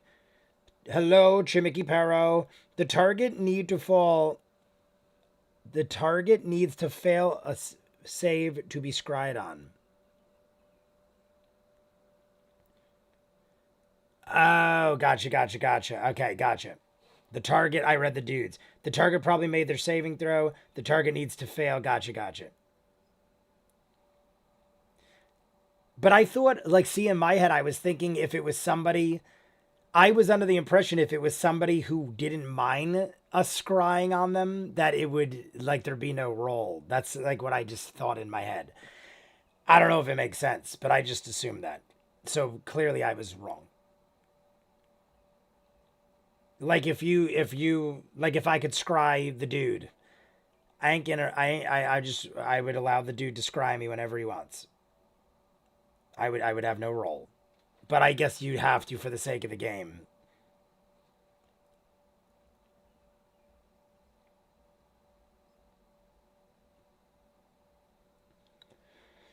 The target needs to fail a save to be scryed on. Did I? Oh yeah,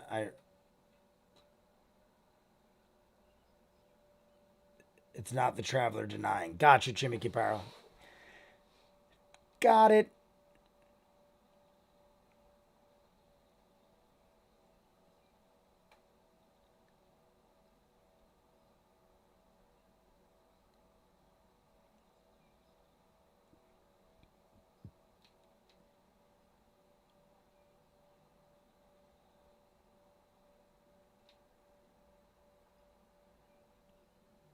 If they knew you are scrying, they could choose to fail. Okay, gotcha. Especially from afar. But you're not always sure who is casting the spell. I could always choose to fail a saving throw. The target needs to fail. Blah, blah, blah. Okay, gotcha. Thank you for the input. It clears things up.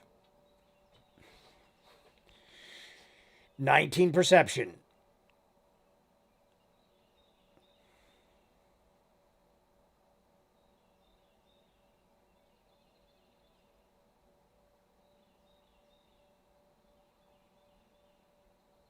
And don't binge.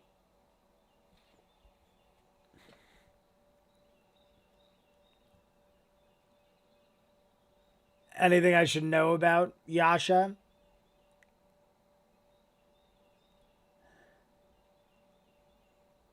We're talking about the flask. The way Sam's acting is great. Not, obviously, but Sam's doing a great job.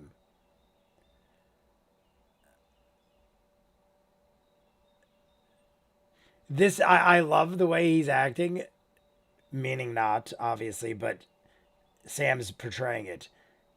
I love the because this is what a person would do.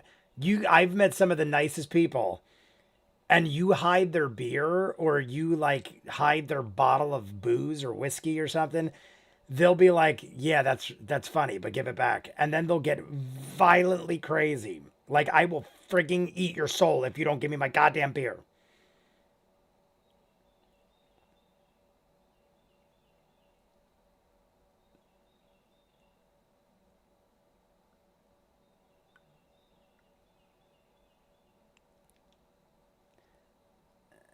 There's only one way to find out. We got to go back.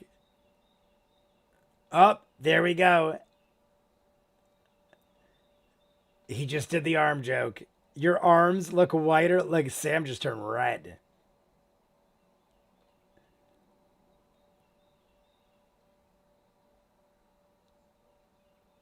Your arms are the whitest I've seen in a while.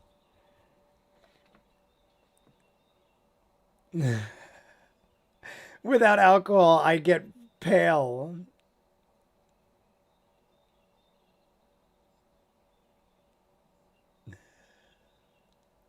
Is the spell a flask?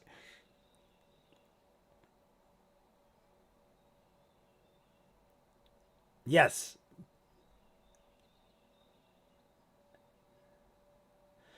We can get you traditionally drunk for now. Yeah, let's just get you shit faced normally. We could, not for nothing. I mean, the endless flask is a great thing. But we have so much coin now, we can afford to buy the booze when we're in a town.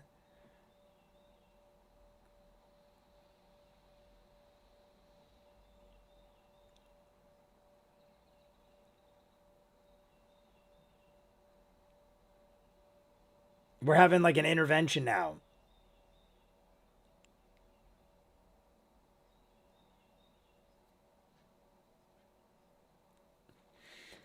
French people will make the effort to try English, even with a horrible French accent, especially from afar. There's some other talk going on in there.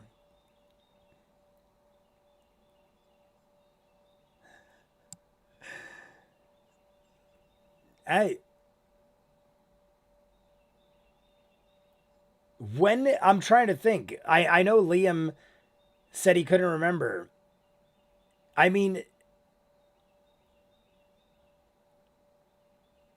we already know it's been taken. I'm just wondering how long they're going to carry on with the shenanigans.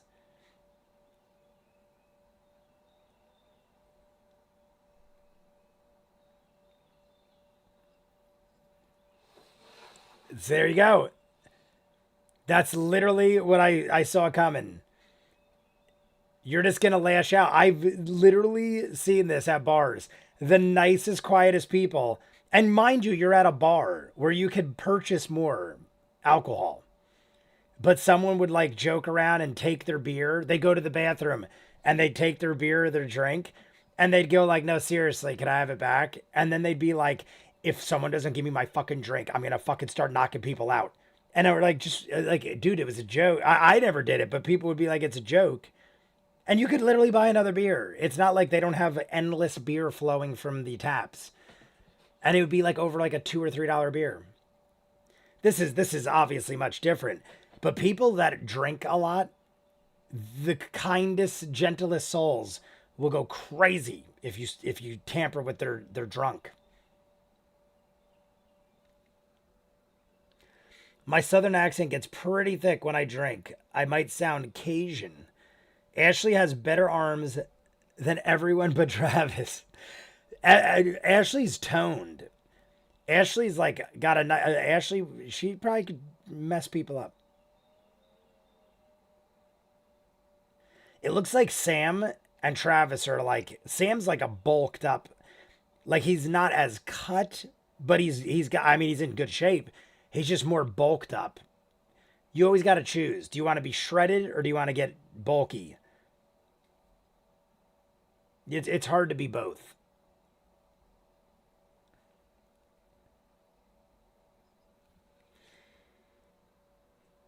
Colvin, what is up, Colvin? Just got here. Kegs are not bottomless. I can confirm. Like goddamn. Okay, Curtis, it's officially here, and I'm officially here. I was warming soup for me and Vin. He says hi. Back, by the way, Vinny. I hope you're enjoying the soup. I last night had soup for dinner. I love soup. All kinds of soup. My dad made a giant pot of beef barley with wedding soup and something else. He mixed a bunch of crap together, but it was like beef barley with wedding soup and something else. I could eat 20 bowls of soup. I love soup. Soup is a definite favorite of mine. Vinny, I hope you're enjoying your soup. Leading blind, you as well, obviously. I hope your soup is just as good. It's probably the same soup, so I'm assuming it is. And if you jumped in, Colvin and family, if you jumped in, remember to like. We are 19 away from the next part, which I would bet money we're going to achieve. We've got about an hour and 20 minutes left of this part. Numbed your tongue. Oh man, it's Fireball. Fireball. Cast Fireball. That would be hilarious. I've told you guys this before, but the last 5 years before pandemic hit, the bar down the street from me where I could walk to, Fireball, I knew all the bartenders and they were like, by far, Fireball was the most sold shot. The bartender I was good friends with said they went through 5 handles, not five regular bottles. So it'd be like 2.5 handles a day of Fireball. It was like constantly, every time I went, there were shots of Fireball on the counter. People would be like, yo, I bought you a shot. Always Fireball. Either that or Jameson. I feel like the biggest shots where I'm from, Fireball and Jameson.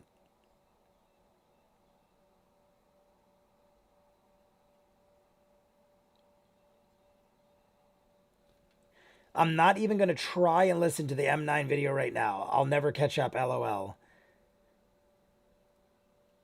Is wedding soup. What the fuck is wedding soup? Is basically meatballs in a thick kind of vegetable broth. That's the best way I could explain it. It's like veggies in a thicker broth with little meatballs. I know it as Italian wedding soup, hence the little meatballs. But you could buy it, Progresso, Campbell's, they all make it. You can literally go buy Italian wedding soup in the can, and it's delicious. Little meatballs and a bunch of thick brothed veggies. Kind of like chicorina. I don't know if any of you have had chicorina. Chicorina is like chicken soup with little meatballs. That's my favorite, chicorina. It's a chicken stock with tiny meatballs and little noodles with spinach, I think. Yeah, that's pretty much what it is. I have like spinach, carrots, other veggies. But yeah, it's like they're basically what Ninja said. And everybody honor Ninja and Colvin with a puff puff and a drink. I'm going to open this one now. I'm on to protein shake number 2 because I haven't eaten. So we're just going to keep drinking protein shakes so Jay gets hydrated and fueled at all times. This one's got caffeine in it. So we're gonna slow drink this one because I just have my vitamin water. Cheers. Pretend this is a giant jug of whiskey.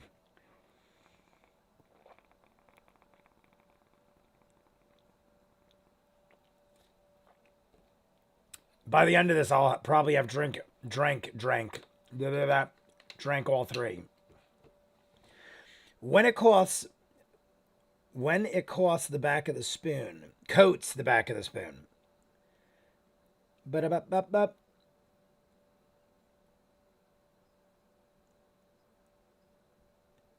OJ, oh yes, gotcha. OJ, I'm not sure if you saw, but yeah, they're still pre-pandemic. I saw in the comments that it's still pre-pandemic for them in the video. But thank you for the clarification. Toronto soup. Tomato soup. I thought it said Toronto, and then I immediately went to the character from Adventure Time. Tomato soup is good. Not all soup is gross. Maybe it's stew I don't like. So my fellow Crown of Candy watcher, you hear? I thought I saw something about a beer, and now I don't see it. Oh, I saw Bud. Doing well, Bud. Hope you're doing well. Gotcha. I literally saw Bud and thought it was either weed or the beer. I especially got him veggie and rice because that's what Vinny asked for, but I accidentally grabbed a can of tomato instead of 2 chick noodles.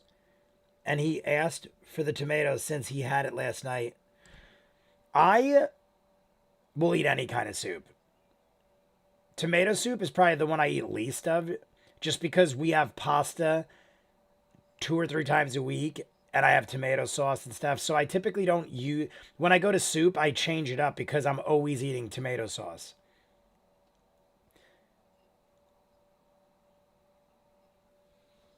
Jay, how much longer you think you will be abstaining from the radiator?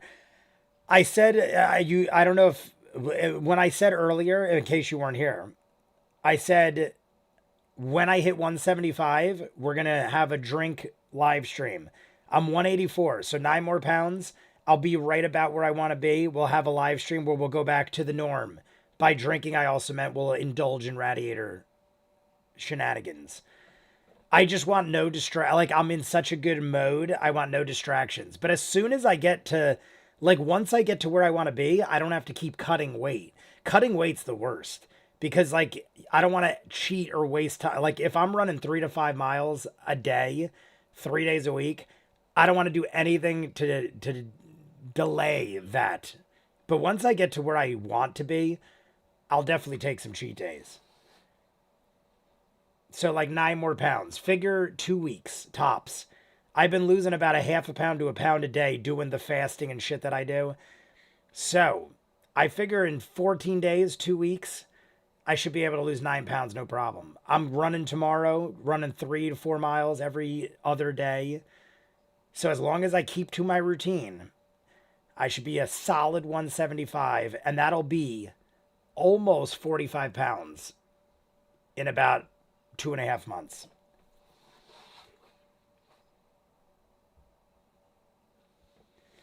I cannot wait till we get to the pandemic part so we can watch the narrative telephone.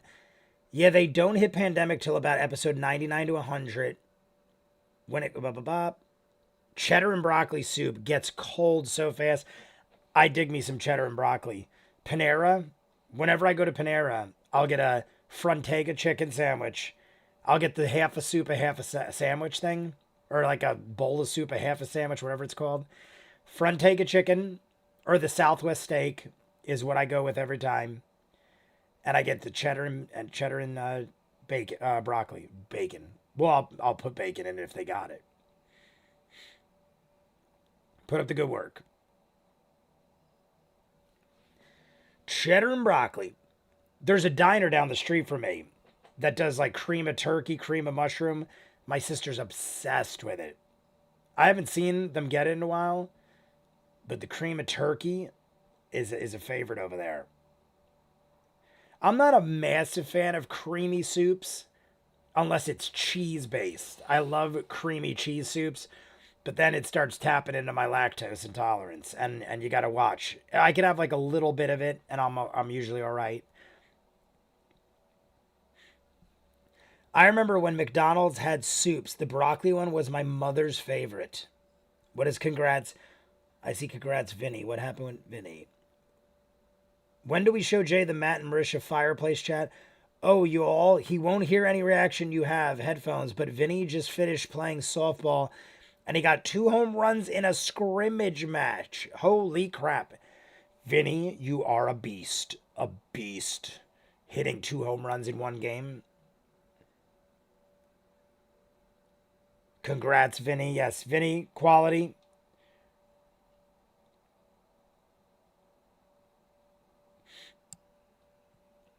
Ford doing all the flexing he can without making it look like it's intentional.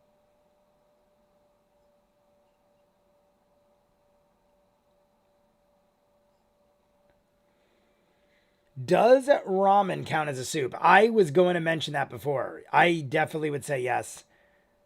Ramen, I grew up with.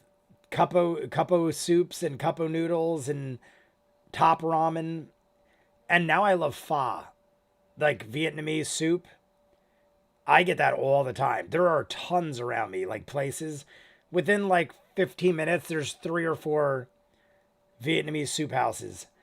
And I know all the people at all of them.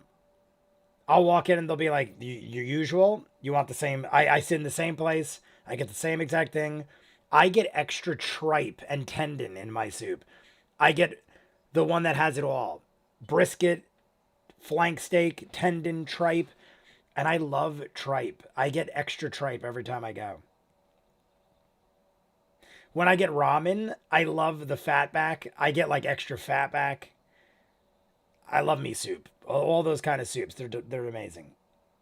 In the Paramus Mall, there's an amazing ramen place in the food court that has like all the things you could ever want. And it's so quick, food court style. Very good stuff. I typically don't eat it when I'm going to a movie though, because I'll have to get up and pee like 3 times because I get like the massive bowl. And with a glass of water and a giant, because it's very salty, so it dehydrates you. I end up chugging a water or 2.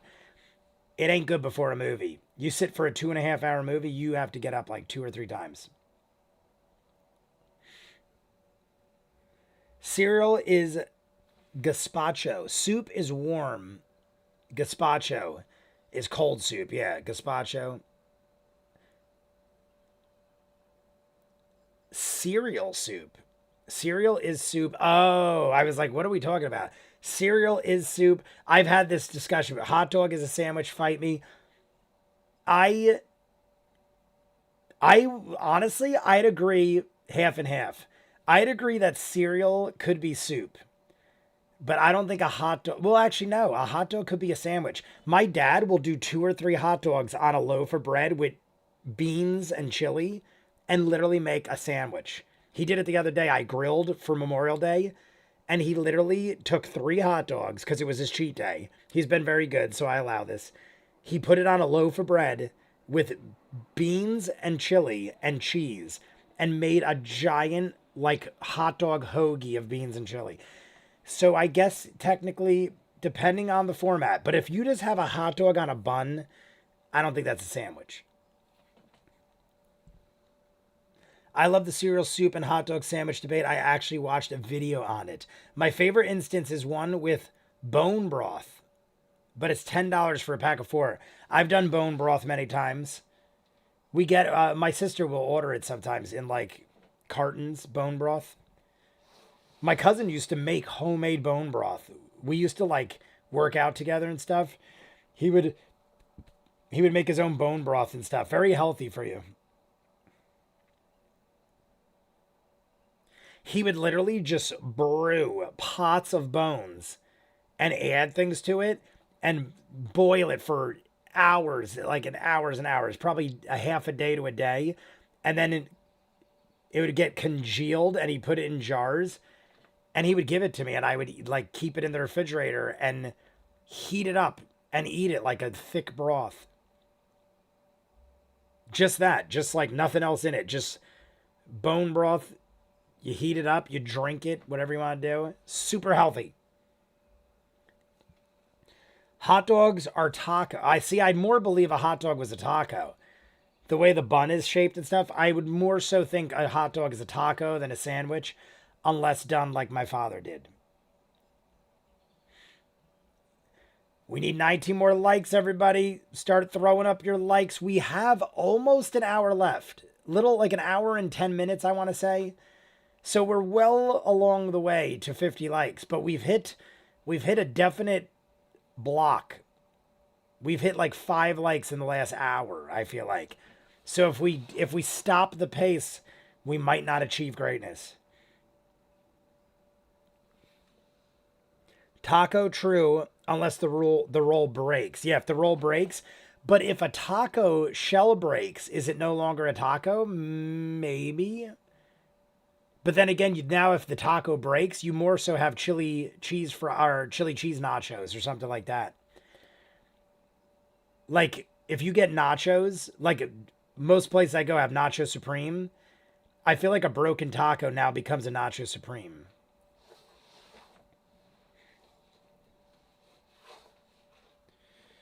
Flour or mesa, but it has to be circular. Dehydrated and burnt to a crisp. Watch, watch, watch. Everyone said watch. We're always watching you.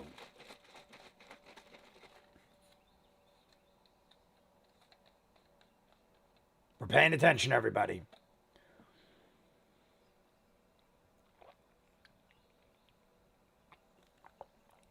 Jester with her perverted words. She always comes alone, but she comes better with another person. The mother of my son. That's a true statement by Travis.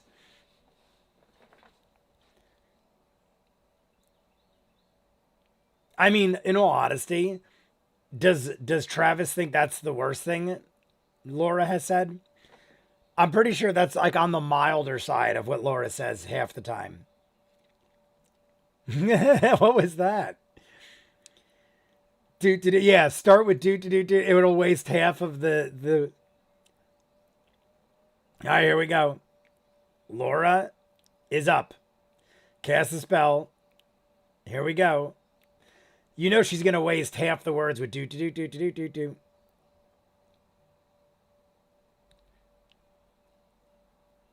Oh my God. Do.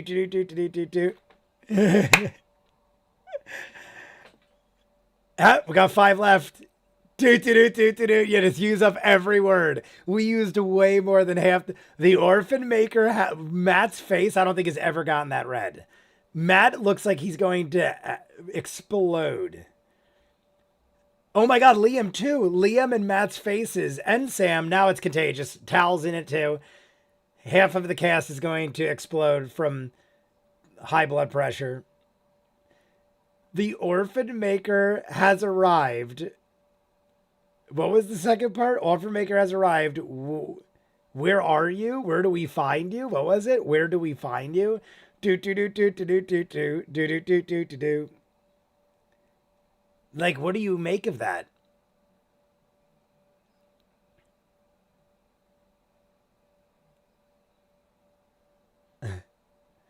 All right. I hope he doo-doo's back. And a performer. I wish. Ah. All right. 5-6 miles west of the village. Interesting. Awesome. I would have loved if he ended it with do or something like that.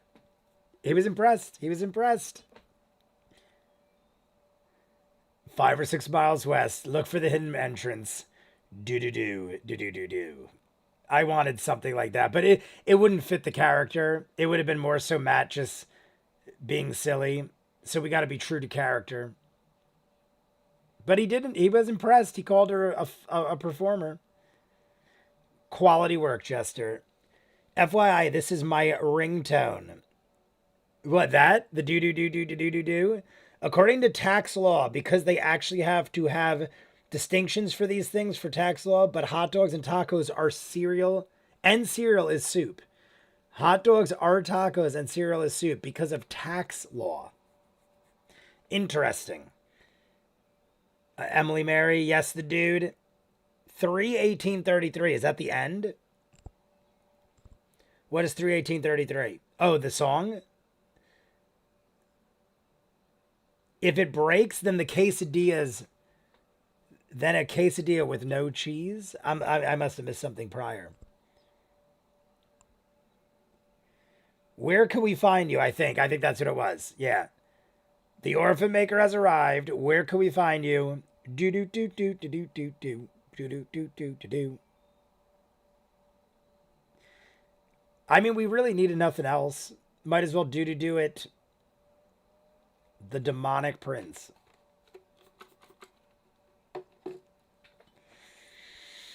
Yeah, we better orchestrate a plan here. 5 to 6 miles to the west, looking for a hidden entrance. I mean, we always formulate some. Our plans might not work, but we always have like some kind of game plan. Honestly, it probably doesn't go right most of the time, or not by our fault. It's just something always gets thrown in the mix. There's always some sort of wrench thrown into our plan. She comes alone, but she comes more with another person. Do do do do do do do. Hot dog buns, but the right way or down the top. Hot dog buns. The way I read that, because we're singing, I was thinking of hot cross buns. I literally was like, hot cross buns, do do do do do do do do.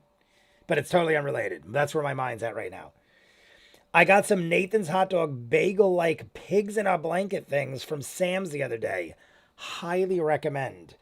I can't believe I read that like I thought for sure I was reading something wrong, but it was exactly what you wrote, and it sounds amazing. My dad, massive fan of Nathan's hot dogs. There's a Nathan's hot dog place in the mall about 15-20 minutes from us, and also they just built one a couple of years ago, even closer. That's just a Nathan's. But my dad the other day was like, "Would you believe a Nathan's hot dog is $5 or $6 now?" Like a regular size Nathan hot dog. He's like, "I remember when they were a nickel or a quarter or something ridiculous." Angel of Irons. Yeah. Let's not do that. Yeah. I think that's getting a little too radical. She's got dope wings, though. Jay, check your Discord.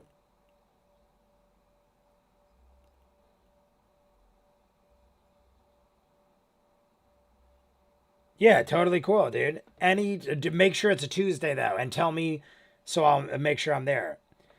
Make sure it's Tuesday. I'm always there on Tuesday, but well, I can't say always. That is the most likely chance you'll run into me. But if I know if you're here on any other day, let me know, and I'll make it a point to attend.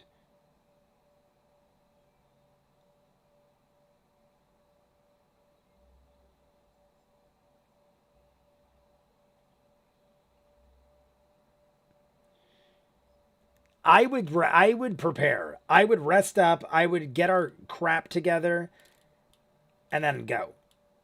Oh, by the way, I just saw the email. Um I contacted Dogmite and was like, "I am really sorry. My brother worked on the etching or whatever. It's like a year later." Dogmite was like, the problem was I took so long to get back to them that the person that worked at Dogmite that was dealing with me quit or went on to other things. So no one ever recontacted me because they didn't know. So they were like, "We got your information. My brothers got the thing." And Dogmite is finally, they just emailed me. They're like, "It might take 4 to 6 weeks, but they're finally making the ViewMasters dice tower." It's my fault. Don't nothing against Dogmite. It's my fault. I lost communication and then the person quit. Send me the info for it and I'll let you know. Got it, dude. If I forget, you know the deal. If I forget, Patreon me or Discord me, do whatever. I saw it pop up, but I honestly thought it was the thing you sent me before. I saw the dude on Discord, and I thought it was the fan art from earlier.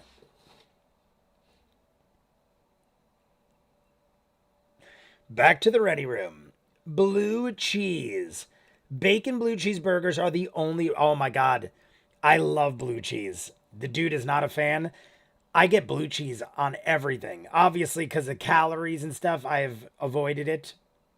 I try to avoid condiments and sauces and stuff when I'm fasting and dieting. Natural one. Natural one. -3. Natural one -3.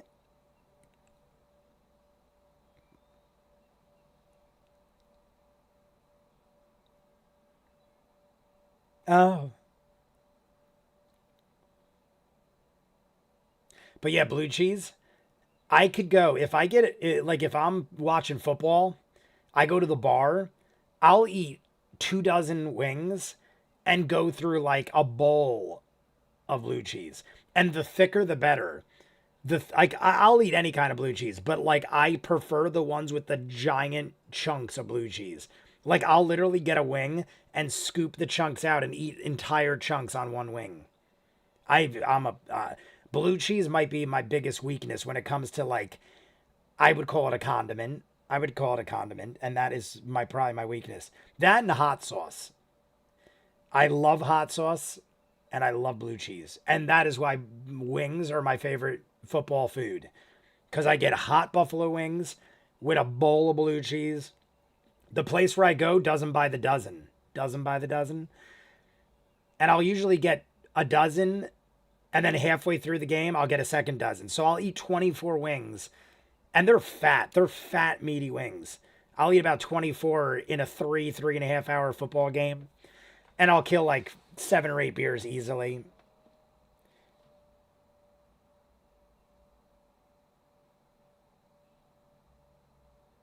All right, we're closing the distance. If you are joining us, we have about an hour left. But if we hit 16 more likes, we will do an extra 30 minutes into the next episode. I feel like we will attain it. We have an hour to do so. 16 more likes, 50 likes every week. We jump into the 30 minutes. If you've never joined us before, you could sync up. I see like we've spiked a bit. There looks like 7 or 8 people just jumped in. So like the video, subscribe if you haven't. Blessing of the Trickster is being used. We have to hit a rate of 2 likes per 10 minutes. 2 likes per 10 minutes. And we will achieve 50 likes. And we're going to talk a little after. So I feel like we're well on the way to 50 likes. And we're pushing west. Those of you who have not seen, we're going to visit. Well, I don't know if you call it a visit, but we're going to see the drow, who is looking for the orphan maker. Do. Blue cheese, scrambled eggs, fish, all of them can go straight to hell. I prefer over easy eggs. I'm not scrambled eggs is my least favorite type of egg. I like hard-boiled eggs. I like over easy. I like over hard. And basically scrambled I'll have. I'm not gonna hate on it, but it is my least favorite egg. Is scrambled. Fish, I eat tons of fish. I love seafood. Mostly shellfish though. I'll eat any kind of fish. But if I had to choose, clams, mussels, oysters, shrimp, scallops.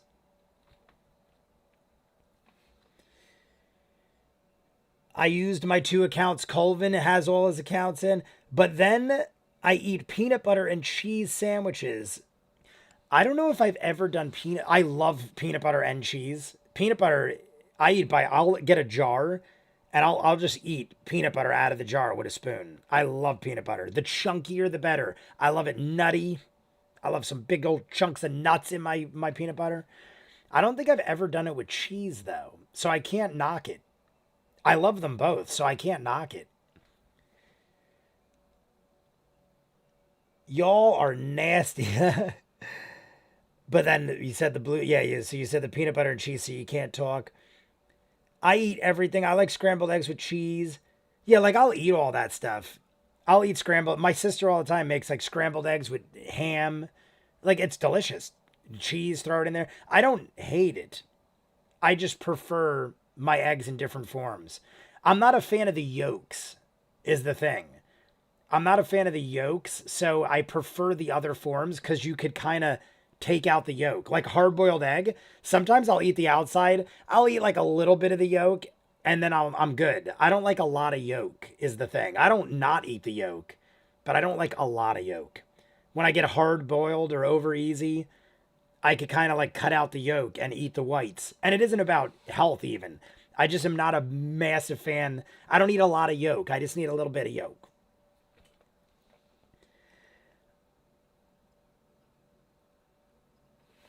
I said, Cheez-Its. Is that what it said? Cheez-Its? My bad. I mean, I still haven't tried that either. Oh, Cheez-It sandwiches. Ah. I love Cheez-Its too. Cheez-Its is one of my favorite snacks growing up. We would get boxes and boxes of Cheez-Its. All right. Jester points. I feel like something's coming. All right. I feel like we're getting somewhere. I love fish. Grew up by a river. I've eaten a lot of fried catfish. Smoked carp is amazing. When I went to New Orleans, everything was fried seafood and delicious. Stonecrest. Yeah, New Orleans. I remember everywhere we went and cheap. Like we went to a well-known seafood place. I basically had a list of places from Man vs. Food and all these other food channel places that I seen, and I made a list and we went to all of them. Acme Oyster House. I can't remember the name of the fish place I'm thinking of, but it's super famous. And I remember getting like 3 pounds of assorted fried fish. Everything was amazingly delicious. And it was like $15 for like a frigging 3 pounds of shit. We could go eat eggs together. I'll get the yolks. You get the whites. Down. My dad, that's what my dad would do. When I was younger, I would get over easy or over hard. I'd cut the yolks out and my dad would eat the yolks. Do any of you know Celestial? I remember, yeah. Caleb knew it. Oh, Yasha does too.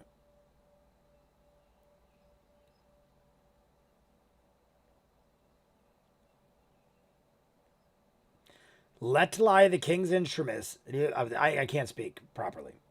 Let lie the king's instrument.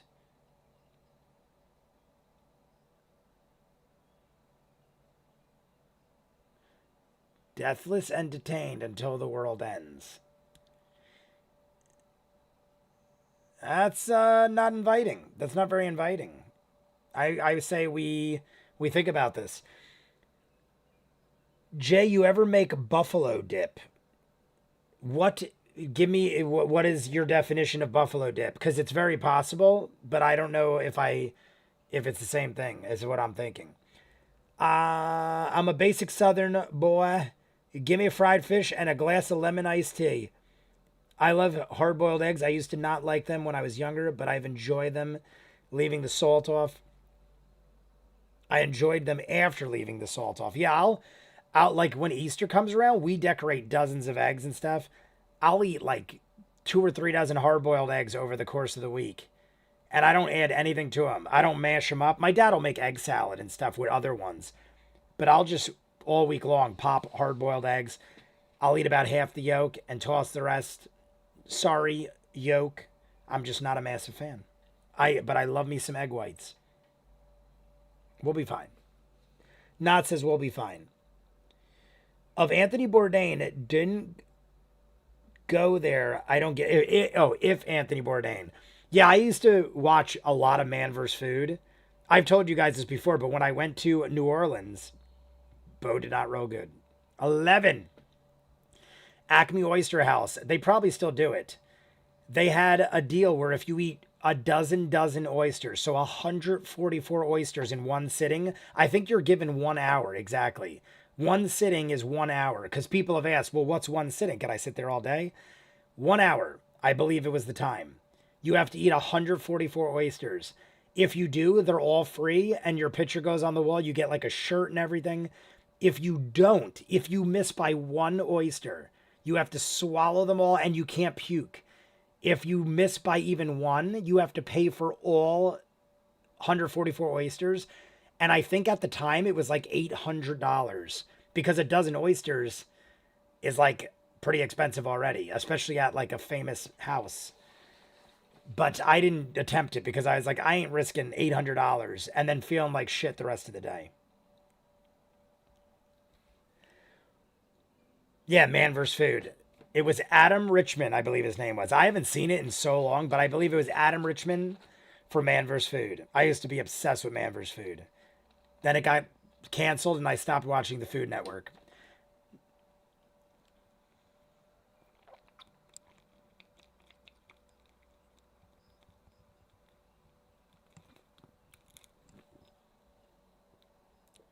I went to crush this and all the air injected into my mouth and I almost just coughed up everything I drank. I was trying to squeeze the rest out and I was like, oh my God, that's a lot of air. I became an air intake, like a car. I was a human air intake. All right, that's 2 protein shakes down. I have 1 left. I might hold off on that because I feel pretty good. All right, we're going inside. Here we go.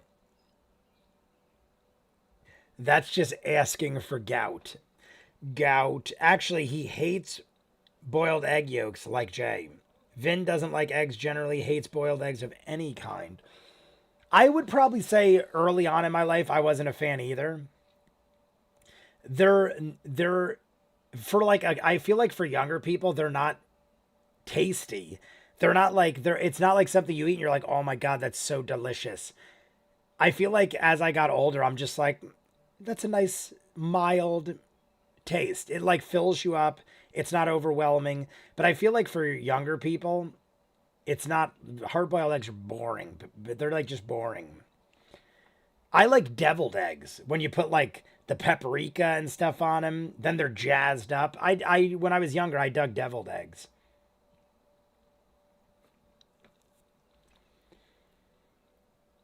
Half celestial. Oh, going back. Yasha. That's right, right. Ninja is puffing away. Everybody puff for Ninja. Puff, puff, Ninja. Salute. Ninja, how's it going? You still LARPing or are you guys done with all that? I didn't see if you finished up earlier. I'm going to use, is there alcohol in there? Oh, there's a little left.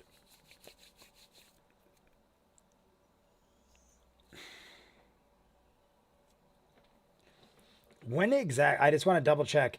I know it's around 4:30 or 4:25. 4:24. So we're down to almost. We got about 45 minutes, guys. 45 minutes. We need 16 likes. We have hit a lull in the likes. So jazz it up. I mean, there's nothing you guys could really do if you all liked. We could do this. I would eat my Easter eggs after dyeing them every year as a kid. I love them. That's what we do. We each get a dozen. It's my brother visits. And if we have significant others, boyfriends, girlfriends, they get their own dozen. My mom and dad each get a dozen. So we do, this year it was me, my brother, my sister, her boyfriend, my mom, my dad. I feel like we might have, just for the sake of not having 80 hard-boiled eggs. I think my mom and dad shared a dozen, and I might have shared a dozen, and my sister might have. All I know is we had 3 or 4 dozen colored eggs that we had to go through, make egg salad, hard-boiled eggs, stuff like that. But we have minimum 3, 4 dozen every year.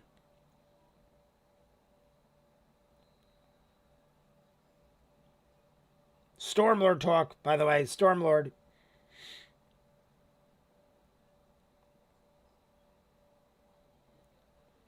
If you weren't here earlier too, I said if we get close, like if we hit like 45 likes, 46 likes, I might just jump in to the next 30. Simply because there's already going to be a Patreon hour and a YouTube hour with the 30 minutes.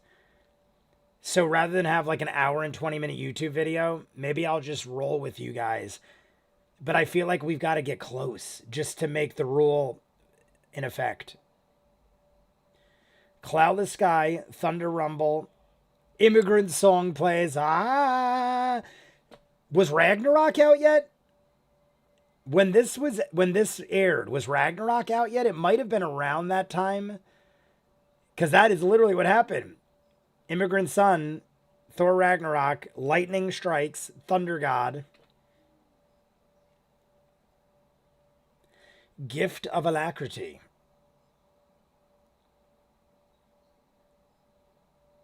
Gift of Alacrity. Clever Toad in the hole is awesome. Just finished sushi. Now it's radiator time. I'll tell you what, Ninja. You've got me excited for sushi and sashimi. So what we're going to do is the week that I hit my goal weight, I'm going to get sashimi and sushi. We're going to get beers and we're going to do radiators. We're going to have the trifecta. We're going to have sushi with radiators and beer.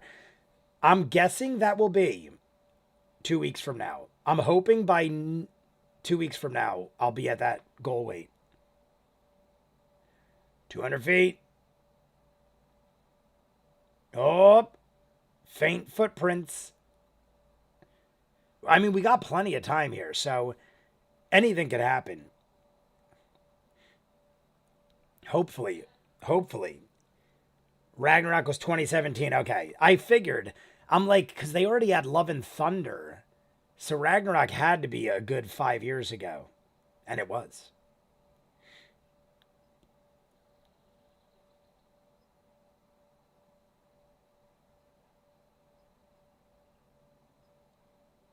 Smooth carved cave. Natural looking. 14 more likes. We're chiseling away. Sounds like a plan, Jay. I like that plan as well. Because honestly, I haven't done sushi in a while. But it's because when I do sushi, I get like enough for 2 or 3 people by myself. And I'll eat for like 2 hours straight. So I haven't indulged like that because of the whole fasting diet thing. But when we go in, we'll go hard.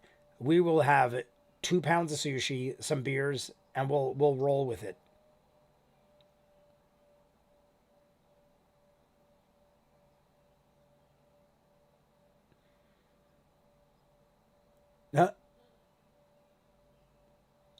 This is reminding me of, I believe it's in Italy, France, or England, one of the three. The underground tunnels that are like crypts that you could go through for miles or something like that. Someone's got to know what I'm talking about.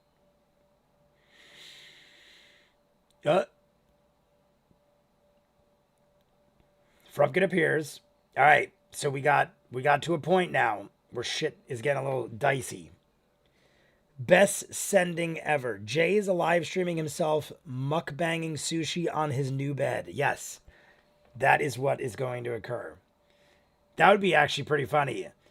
I should set the room up by then because the room's pretty much done. I got to mount the camera and stuff.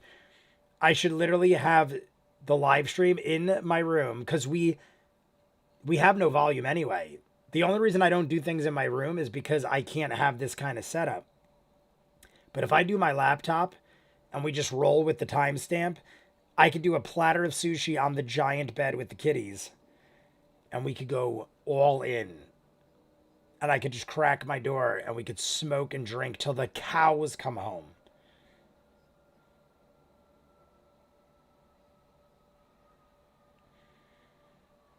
"40 feet from top to bottom." All right. A cylindrical hole.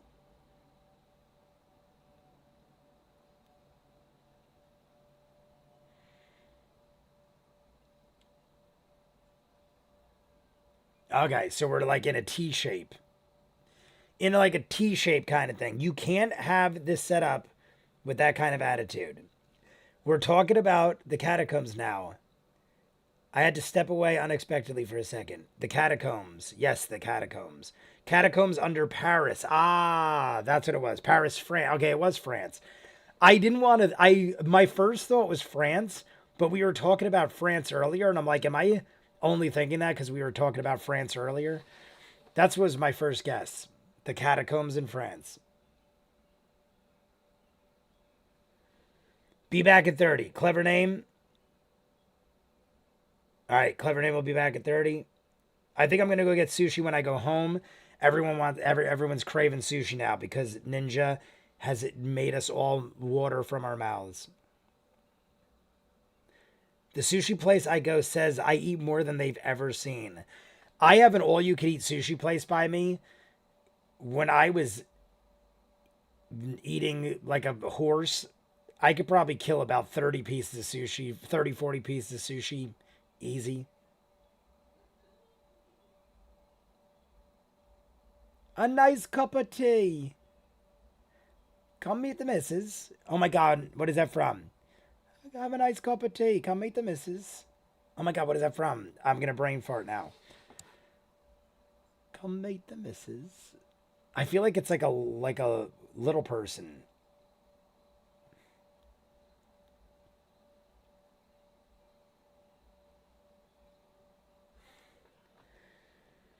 For real, I'll be back in like 30. You all stay here. We'll be here, Clever. You will be here. Leading blind will not be, but I will be here. I'll definitely be here for like the next hour. We have at least 30 minutes and then we're going to talk. And we're getting near 13 likes. We're chiseling away at it. Like and subscribe.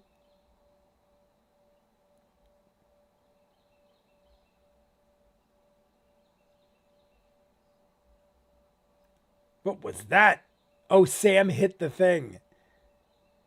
Sam hit Matt's camera, but it looks pretty good. It shuddered, but I think we're still in the same position.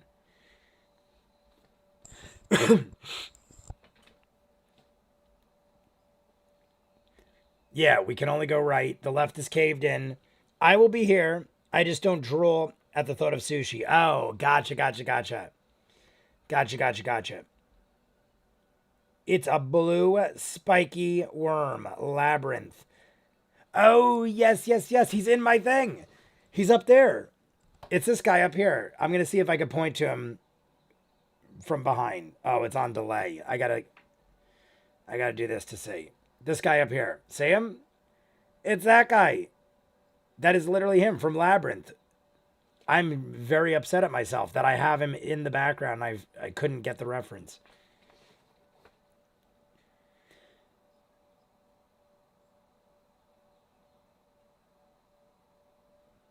I don't know if any of you have ever seen him. He's so tiny up there. I'm very mad at myself. How often do I have something in the background and I miss the reference?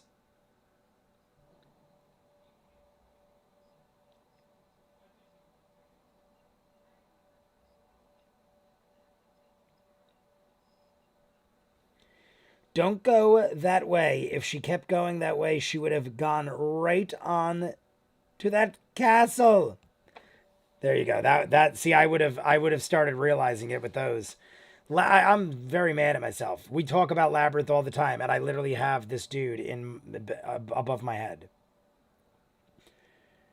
This is a movie we should all be watching together. Yes, we talked about how we need to do a movie night.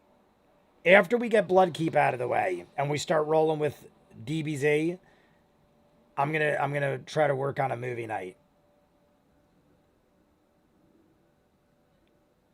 Spoiler question, very brief. I won't look. Ask away, leading blind. I won't look until the dude or someone answers and erases. We're gonna pay attention, close attention. Roll perception.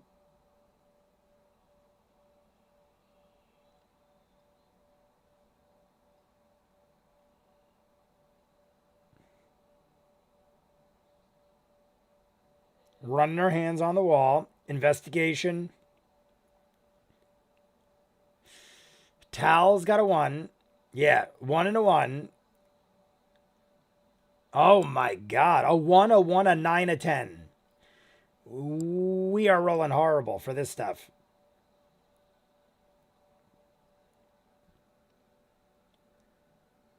Boop, boop, boop.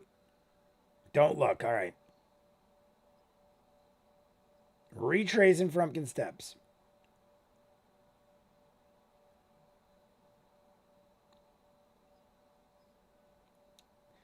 We have rolled atrociously. I mean, at least we did catch some footprints. So we don't really have a choice at this point. The other place is caved in anyway.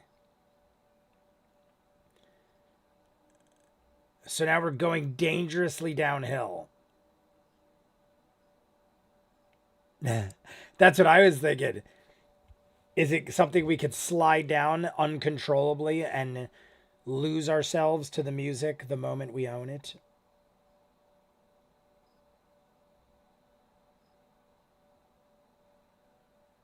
An obelisk.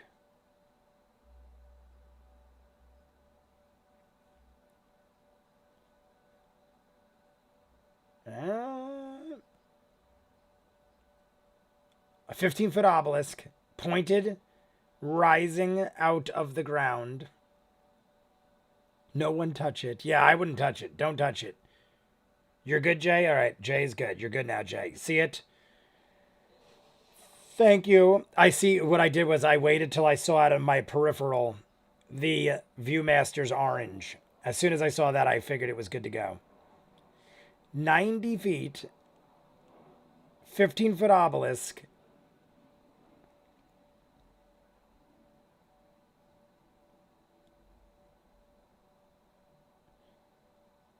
Yeah, I would hold. I would hold for now. I would hold because we're holding. I just realized where they were. Should I know where they are? Is this something I should know? I don't recall. And I mean, we've never been around here that I know.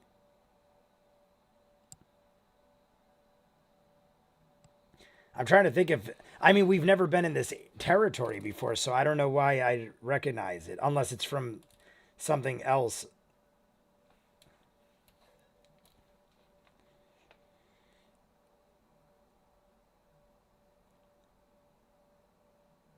Hmm. 28, the best roll yet by far. Well, for this circumstances. We had a 34 earlier.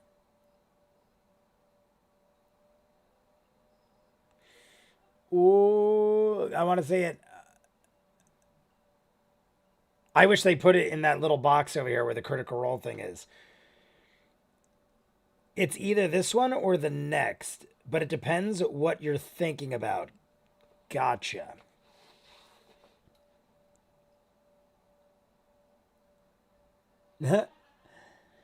Common and goblin. And halfling. Yeah, and halfling.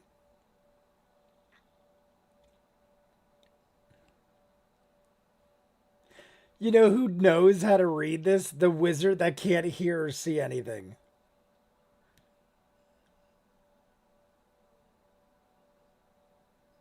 It hits the ceiling.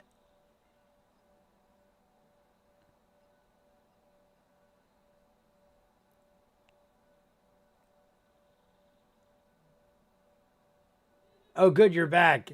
He Eldritch Blast down. What if he created a cave in? I literally thought it's sloping. The Eldritch Blast is going to hit the roof and we're going to have a cave in or something.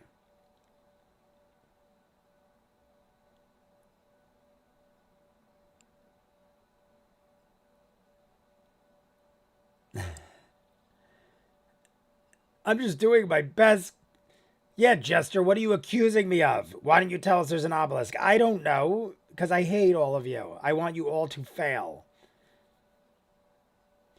Jester questions the obelisk, yet she used 20 of her 25 words as do do do do do do do do do do do do do do. Just trying to not get. Oh, never mind. Now delete. Oh, I didn't see anything. Never mind. I was about to read it and it all disappeared. It never happened. I am crazy.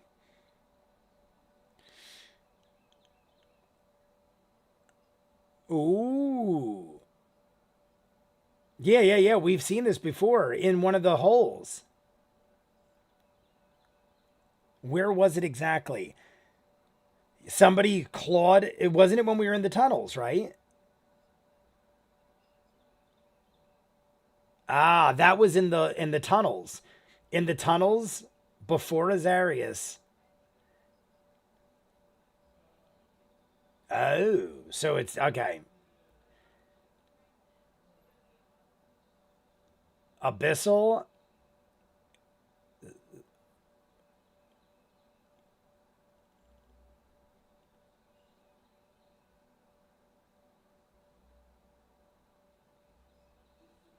Build every bridge, become every nightmare, feast on every heart. Is that what she just said? That sounds pretty horrifying. And it's written in Abyssal.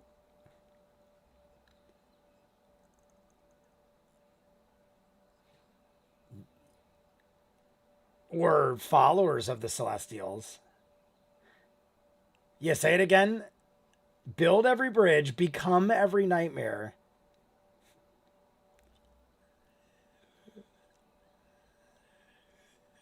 Yod every mountain. What are they singing?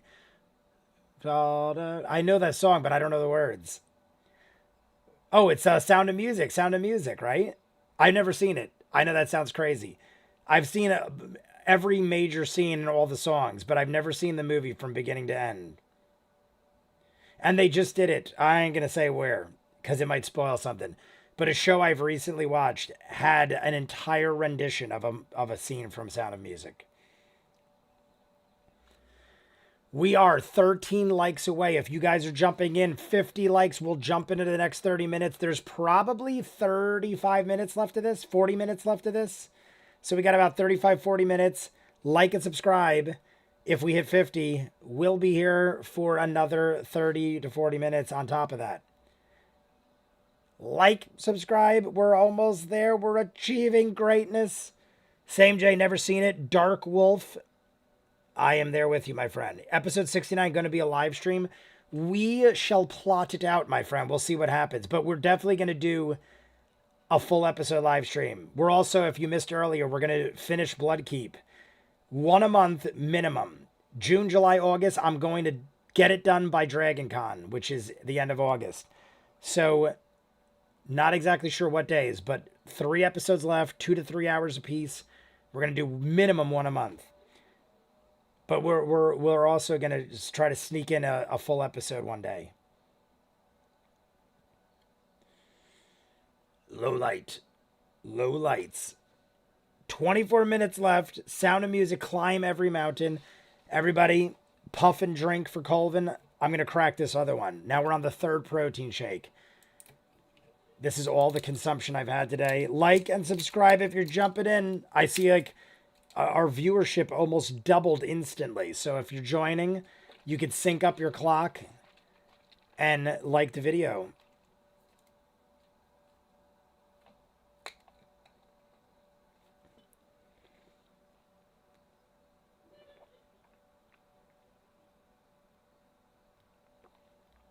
$27 stealth. Not rolling good now.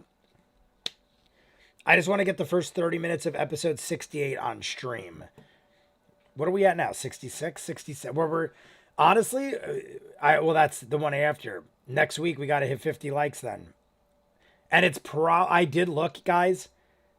Next week's episode, this is one of the longest we've ever done. Next week is one of the shortest. It's barely an hour and 10 minutes next week live stream. So, we got to do quickness on the likes next week.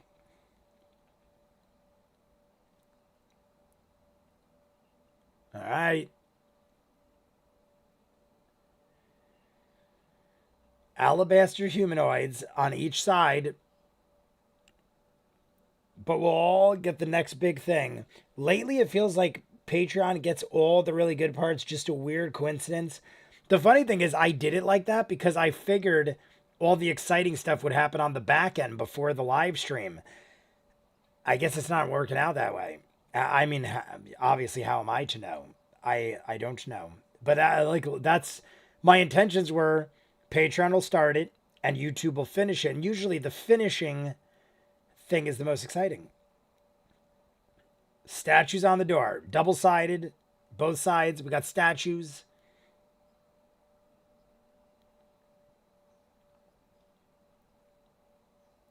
It's wet.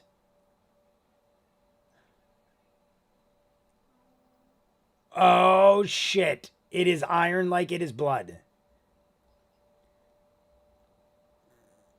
Okay. I love that not just went like, I'm going to lick it. I'm going to lick it. Recent alabaster statues covered in blood. Oh, God. All right. Not is venturing in.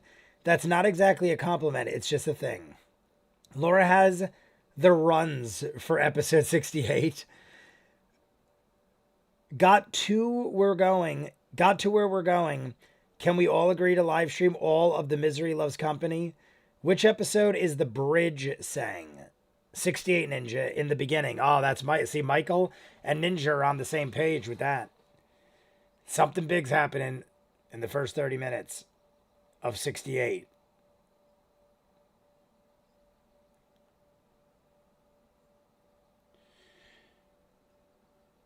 It can happen whenever the best parts. Oh, talking about Patreon. If you're jumping in, we got 20 minutes left, 30 more if we hit 50 likes. So like the video if you're new. We hit over 20 viewers in the last 5 minutes. So if you haven't liked, throw a like.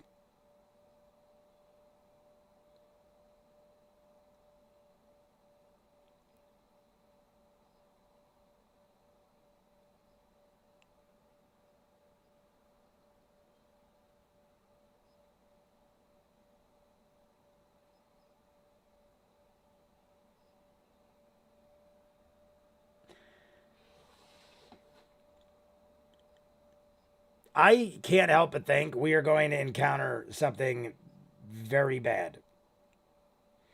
We see statues covered in blood. Are they all bleeding? Look at Travis. Is like, no. This reminds me. I just started watching. Well, not just, but I recently started season 3 of Doctor Who. Whoever is into Doctor Who, what are those horrific angel statues called? I cannot remember. But I just recently saw the episode where those angelic like statues where they look at you and you freaking go to like another time and place. Go look. All right. Not is going. This is starting one of my best times in the campaign. Misery Loves Company. I think the next episode is where the entire season finally gets to fuse the fuse lit. Oh, broken sword.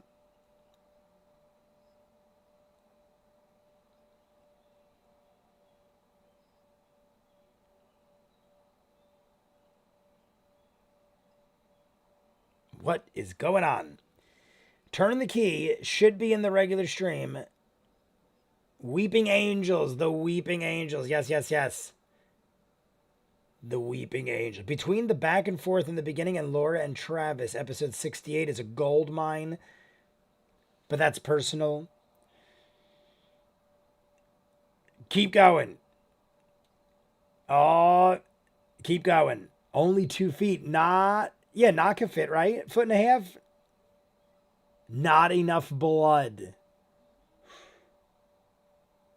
The wheel. Oh my God. Marisha saying not enough to power the wheel. It reminds me of Lost. How we had the wheel. I ain't going to talk about it too much just in case you haven't seen Lost. But it's the greatest show ever. I just got it.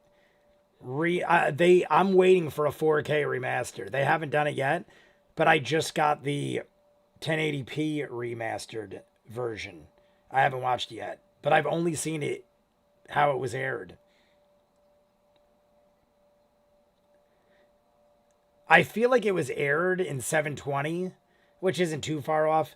But I don't think I've ever seen it in 1080. And I just got all 6 seasons. Lost, if you guys do not know, is my favorite show of all time. Natural 20. What is not find?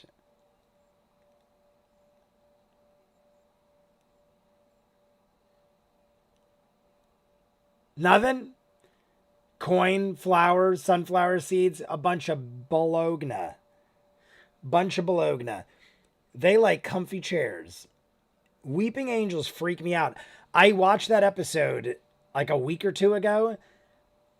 I think it was one of the most horrifying episodes of Doctor Who so far. Like I said, I think it's episode 6 or 7, maybe later. It's earlier, I feel like, in season 3.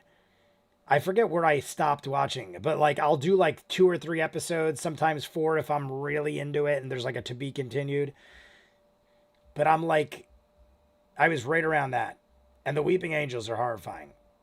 Like, just not only do they look horrifying, but the idea of being transported to another place in time and like never seeing your family again, having to Back to the Future a letter from the past to your people is crazy. At my mom's house, what's the best thing I could clean? Is something you never think about, but is awesome when it's clean. Besides the stove, extractor fan. Besides the stove, I'm like, what? I said that horribly. That and the silence. So if Mr. Doctor Who's the best episode. The silence. Have I seen that one yet?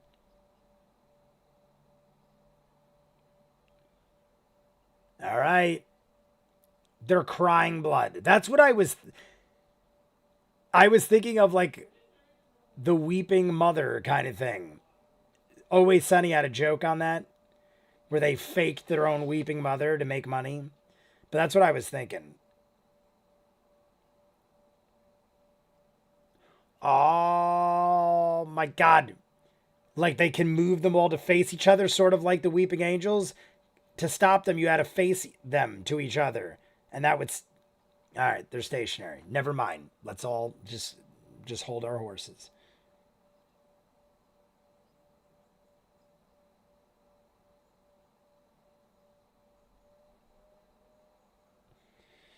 Where are you with Torchwood? Season 1 ends before a certain episode of Who? I just finished episode 7 of Torchwood, season 1. I'm pretty sure I might even be further than that, but I'm at least past episode 7 of Torchwood. And I know they were going concurrently with season 3 of Doctor Who. But I'm a little further ahead on Doctor Who.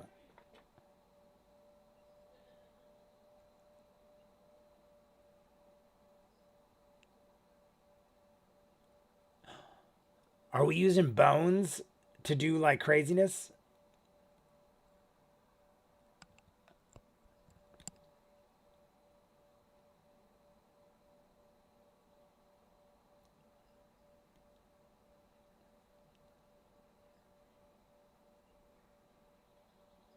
Okay.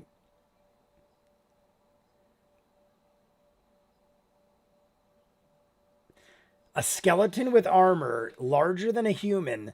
Like and subscribe. We're almost at 40. I said it earlier, usually 50, but if we get to 45, I'll jump into the next 30 minutes. Otherwise, I'll just do a giant hour and 20-minute YouTube video. Cuz I want to get at least in the vicinity. So try to get to 45 likes. We need 6 more and we'll roll with it. Cuz honestly, I don't like YouTube videos longer than an hour, but I also don't like breaking the rules. It's like Mogwai. Bad shit happens when you break the rules.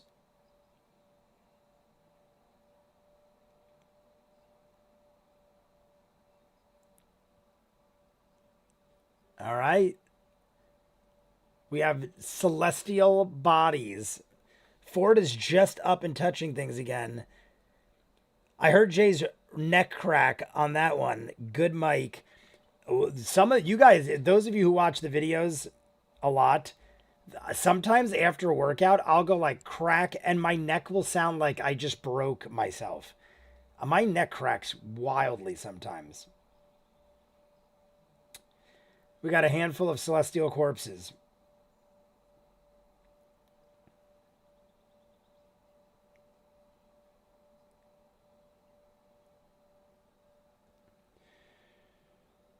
Okay, Torchwood ends before next episode of Who. I looked it up. ends. Okay, gotcha.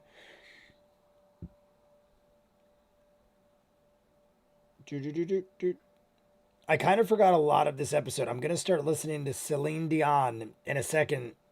The deja vu is so strong. I just saw a new Celine Dion movie, a rom com with Celine Dion. I don't know if it's good or not.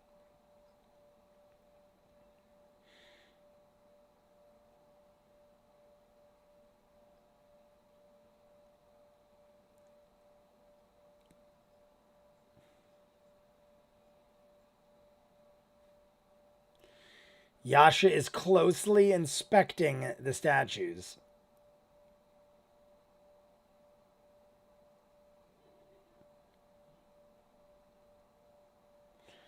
Travis just took ecstasy so he could trip balls for all this.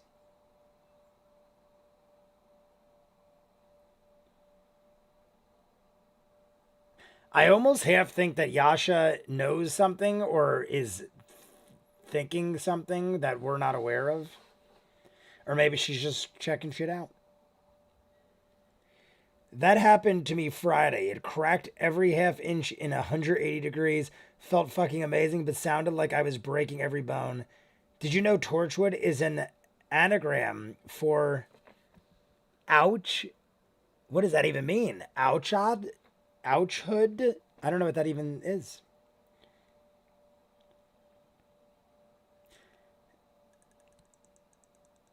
Oh. All right. Inconsistent vibrations coming from them. So that's kind of interesting. Like a heartbeat, like they're or energy, just an energy. It's got to be like pulsating energy. Or maybe it is a heartbeat. A dozen? Oh my god, are these real? Are these people trapped in stone and they're bleeding and alive?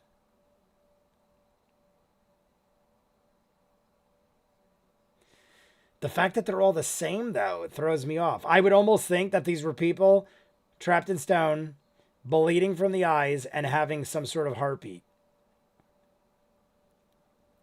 But the fact that they're all identical throws me off. Large. Oh, lungs should stay in the body, just saying. God, my poor son is practically coughing up a lung right now. Borrow man. Did you know, but never tripped on X? Neither have I, believe it or not. I've never done it. Torchwood's an anagram for Doctor Who. Is it? I guess that would work, right? I did not know that. If that is the case, I did not know that, but I guess it does make sense. Ah, Ford like immediately looked like he thought of something, but then he second guessed it.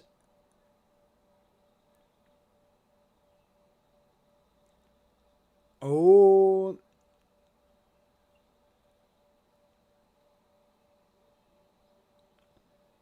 oh, from the thing. The gem, magical essence, to be expected. We got 10 minutes left, everybody. Like and subscribe if you're jumping in. We need 11 more likes, technically 6, because I broke the rules a little.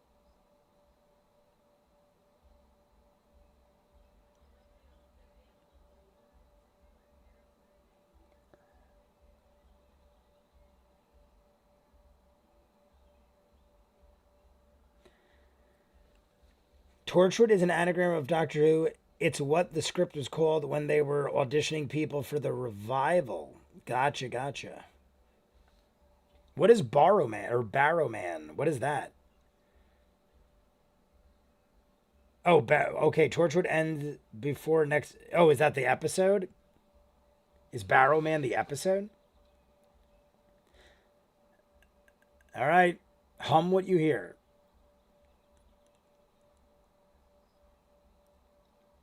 Buzz, buzz, buzz, buzz. Buzz, buzz, buzz, buzz, buzz. It's already not identical.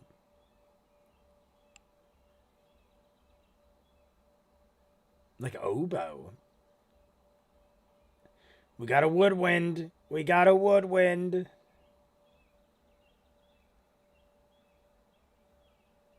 That sounds sad to me. It sounds almost like a lullaby. It almost sounds like a Pied Piper-ish lullaby that is lulling these people into a petrified state.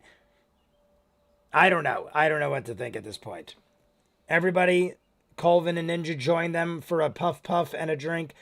I'm away from my PC, so I can't add the other 3 likes. He'll show you his doc about it. Torchwood is an he'll show you his doc about it. Never tripped. John Barrowman, Captain Jack. Oh. I did not know that. Is that the actor's name? John Barrowman, Captain Jack? I know him as Jack Harkness.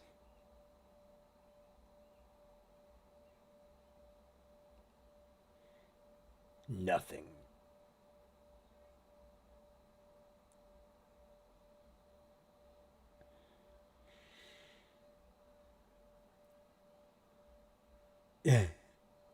Standing amongst angel bones and angel skulls, we're humming the sound of a oboe that we heard from the vibration. I don't like it. No, sir, I don't like it.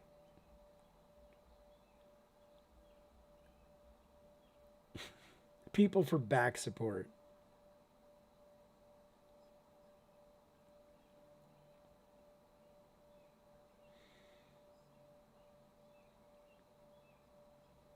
All right, we get a little bit of light. Barrowman is the actor who plays Captain Jack Harkness.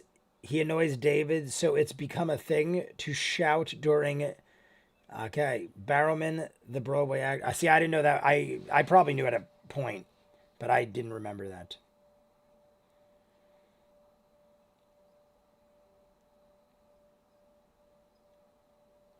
That's a fairly big room, 80 by 60. Disadvantage on the roll. Not the worst. 14 on perception.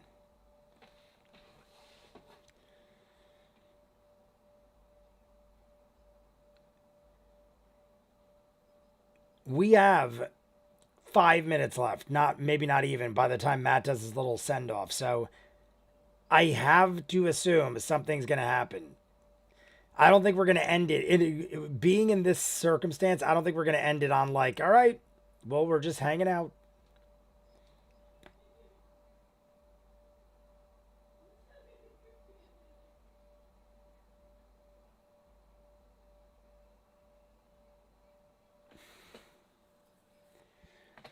Ren and Stimpy. Yes, I love Ren and Stimpy. By the way, Jay, so this is what we call a classic dungeon crawl.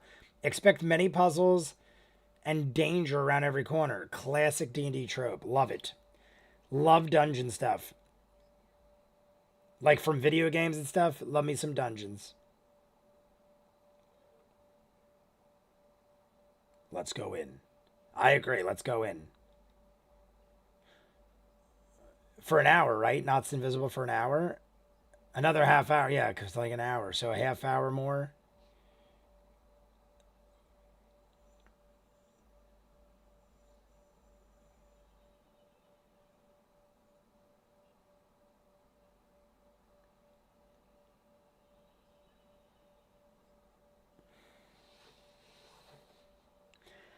I would say so. For him to want Yasha to come here, the orphan maker needs Oban needs this something. Yeah, this is not. It's probably not good, but also like we don't know. We got to figure it out, right? I would have thought that was James Barber. Boop, boop, boop. Like and subscribe. We have 4 minutes left, unless we hit 6 more likes. Protect you at all costs.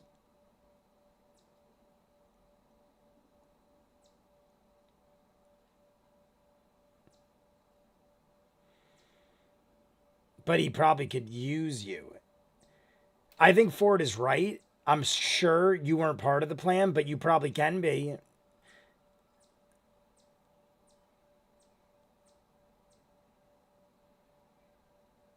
Caduceus has the gift of alacrity. Who was the other one? Yasha?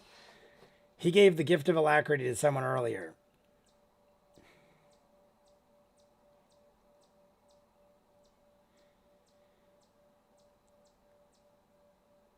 Oh. So Ford now looks like Yasha.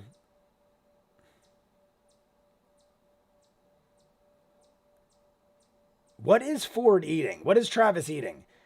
Travis keeps eating something, but it looks like it's invisible. I keep looking. He keeps like he'll like have something in his hand, shake it up, toss it in his mouth. I never see it. I might just be missing it, but I never see it. He's eating invisible food.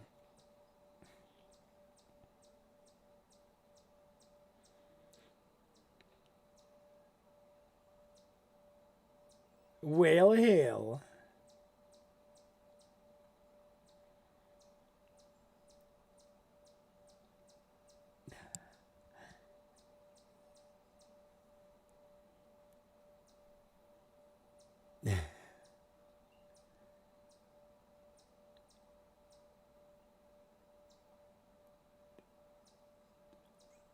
Ford, we're still bringing up the flask here. Still got the flask. Oh, fuck. I love it. Give me the flask, Ford. I'll fucking kill you. I'll kill you. I love it. I love the violent interaction between Ford and Knot.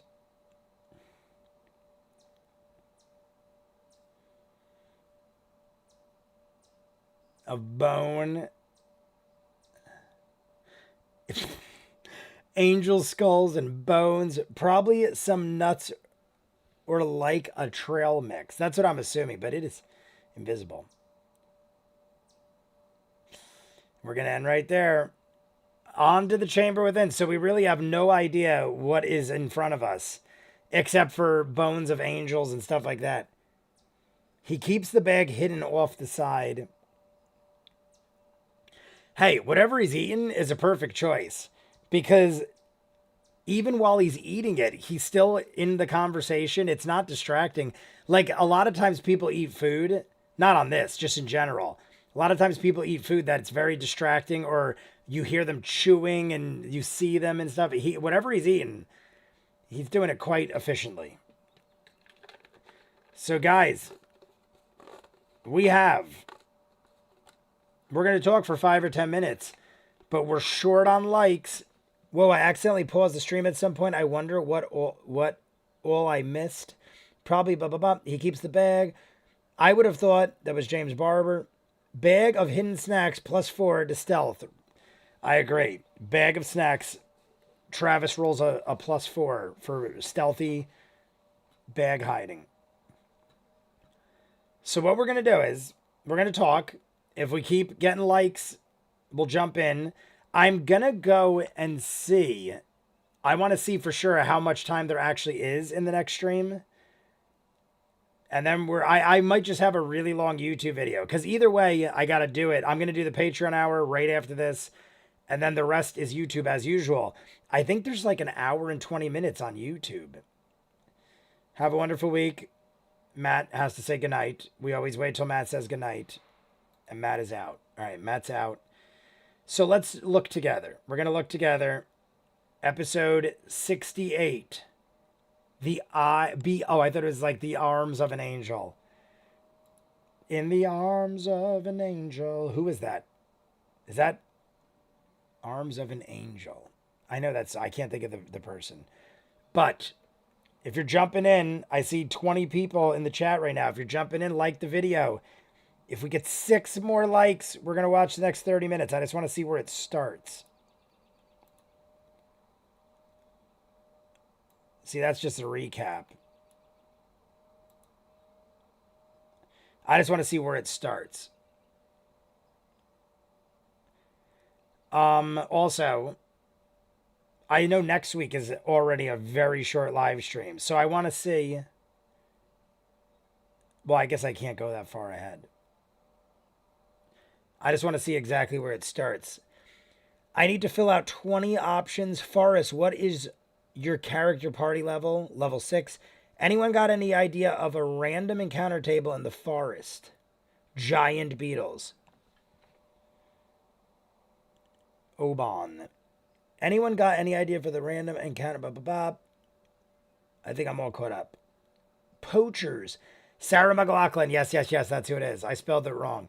Yes, it's Sarah McLachlan. I couldn't remember the name. And there's a full moon this night. In real life or in the thing we're doing, or you're doing? My God, I didn't think Matt would have such a in-depth reaccounting. All right, we're right here. It's going to end right here.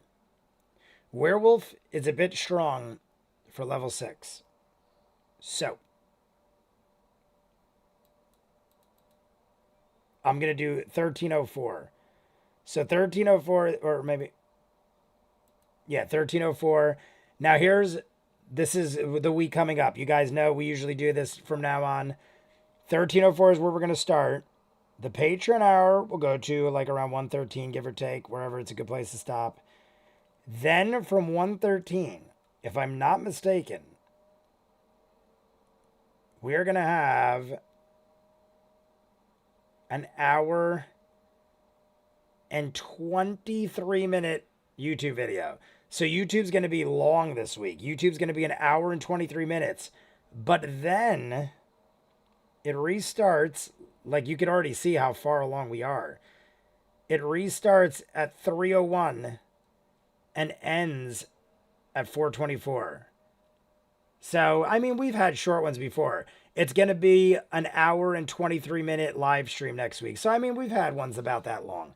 So what I'm going to do is, being as we didn't even come close. I thought at the rate we were going, we hit like 30 likes with 2 hours left, but then we slow rolled it to 40.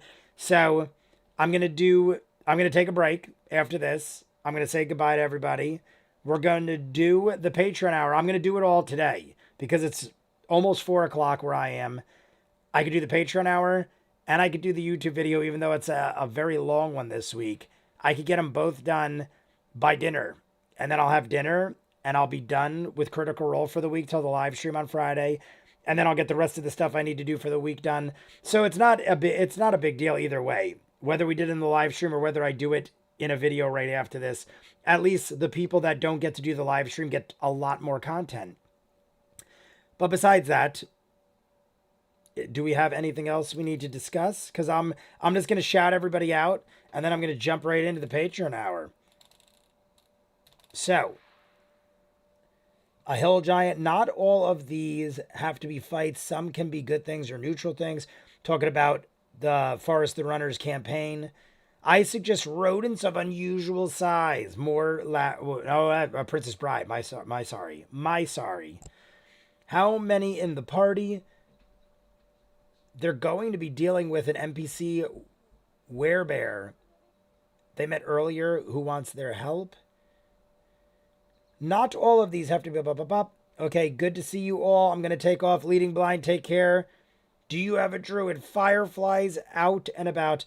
I'm going to say goodnight to everybody, or good day, because it's not even 4. It's not really quite night yet, even though some people it is night. And I guess it is getting close to night. So, Colvin, Michael, and the dude, JB, my moderators, thank you for your assistance. Michael, I know you're at work, so thank you for hopping in as much as you did. Leading Blind, take care, as well as Vinny, the great Vinny. 2 home runs, quality move, or quality moves, because that's 2 home runs. I don't think you hit 2 home runs with 1 swing.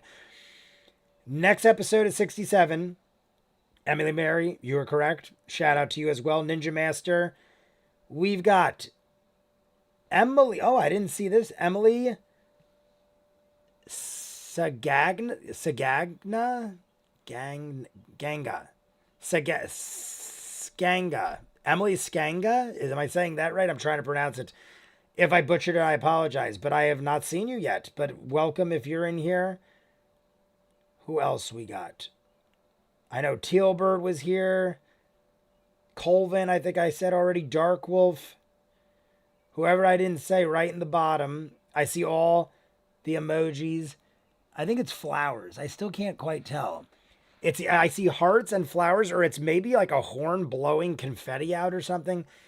My eyes are miserable, and I can't really tell. All I know is it's a colorful delight. Cynthia, 13. Sorry about that. Amelia. I think I got mostly everybody that's still been here. If I missed you, thank you to the dude. Later's all. I've got another 2 hours of work. So, guys, on that note, I'm going to go finish up Patreon and then jump into the exclusive. The YouTube. The Patreon exclusive and then YouTube. So, typically, it's Friday. But now we're going to say, is it Friday yet?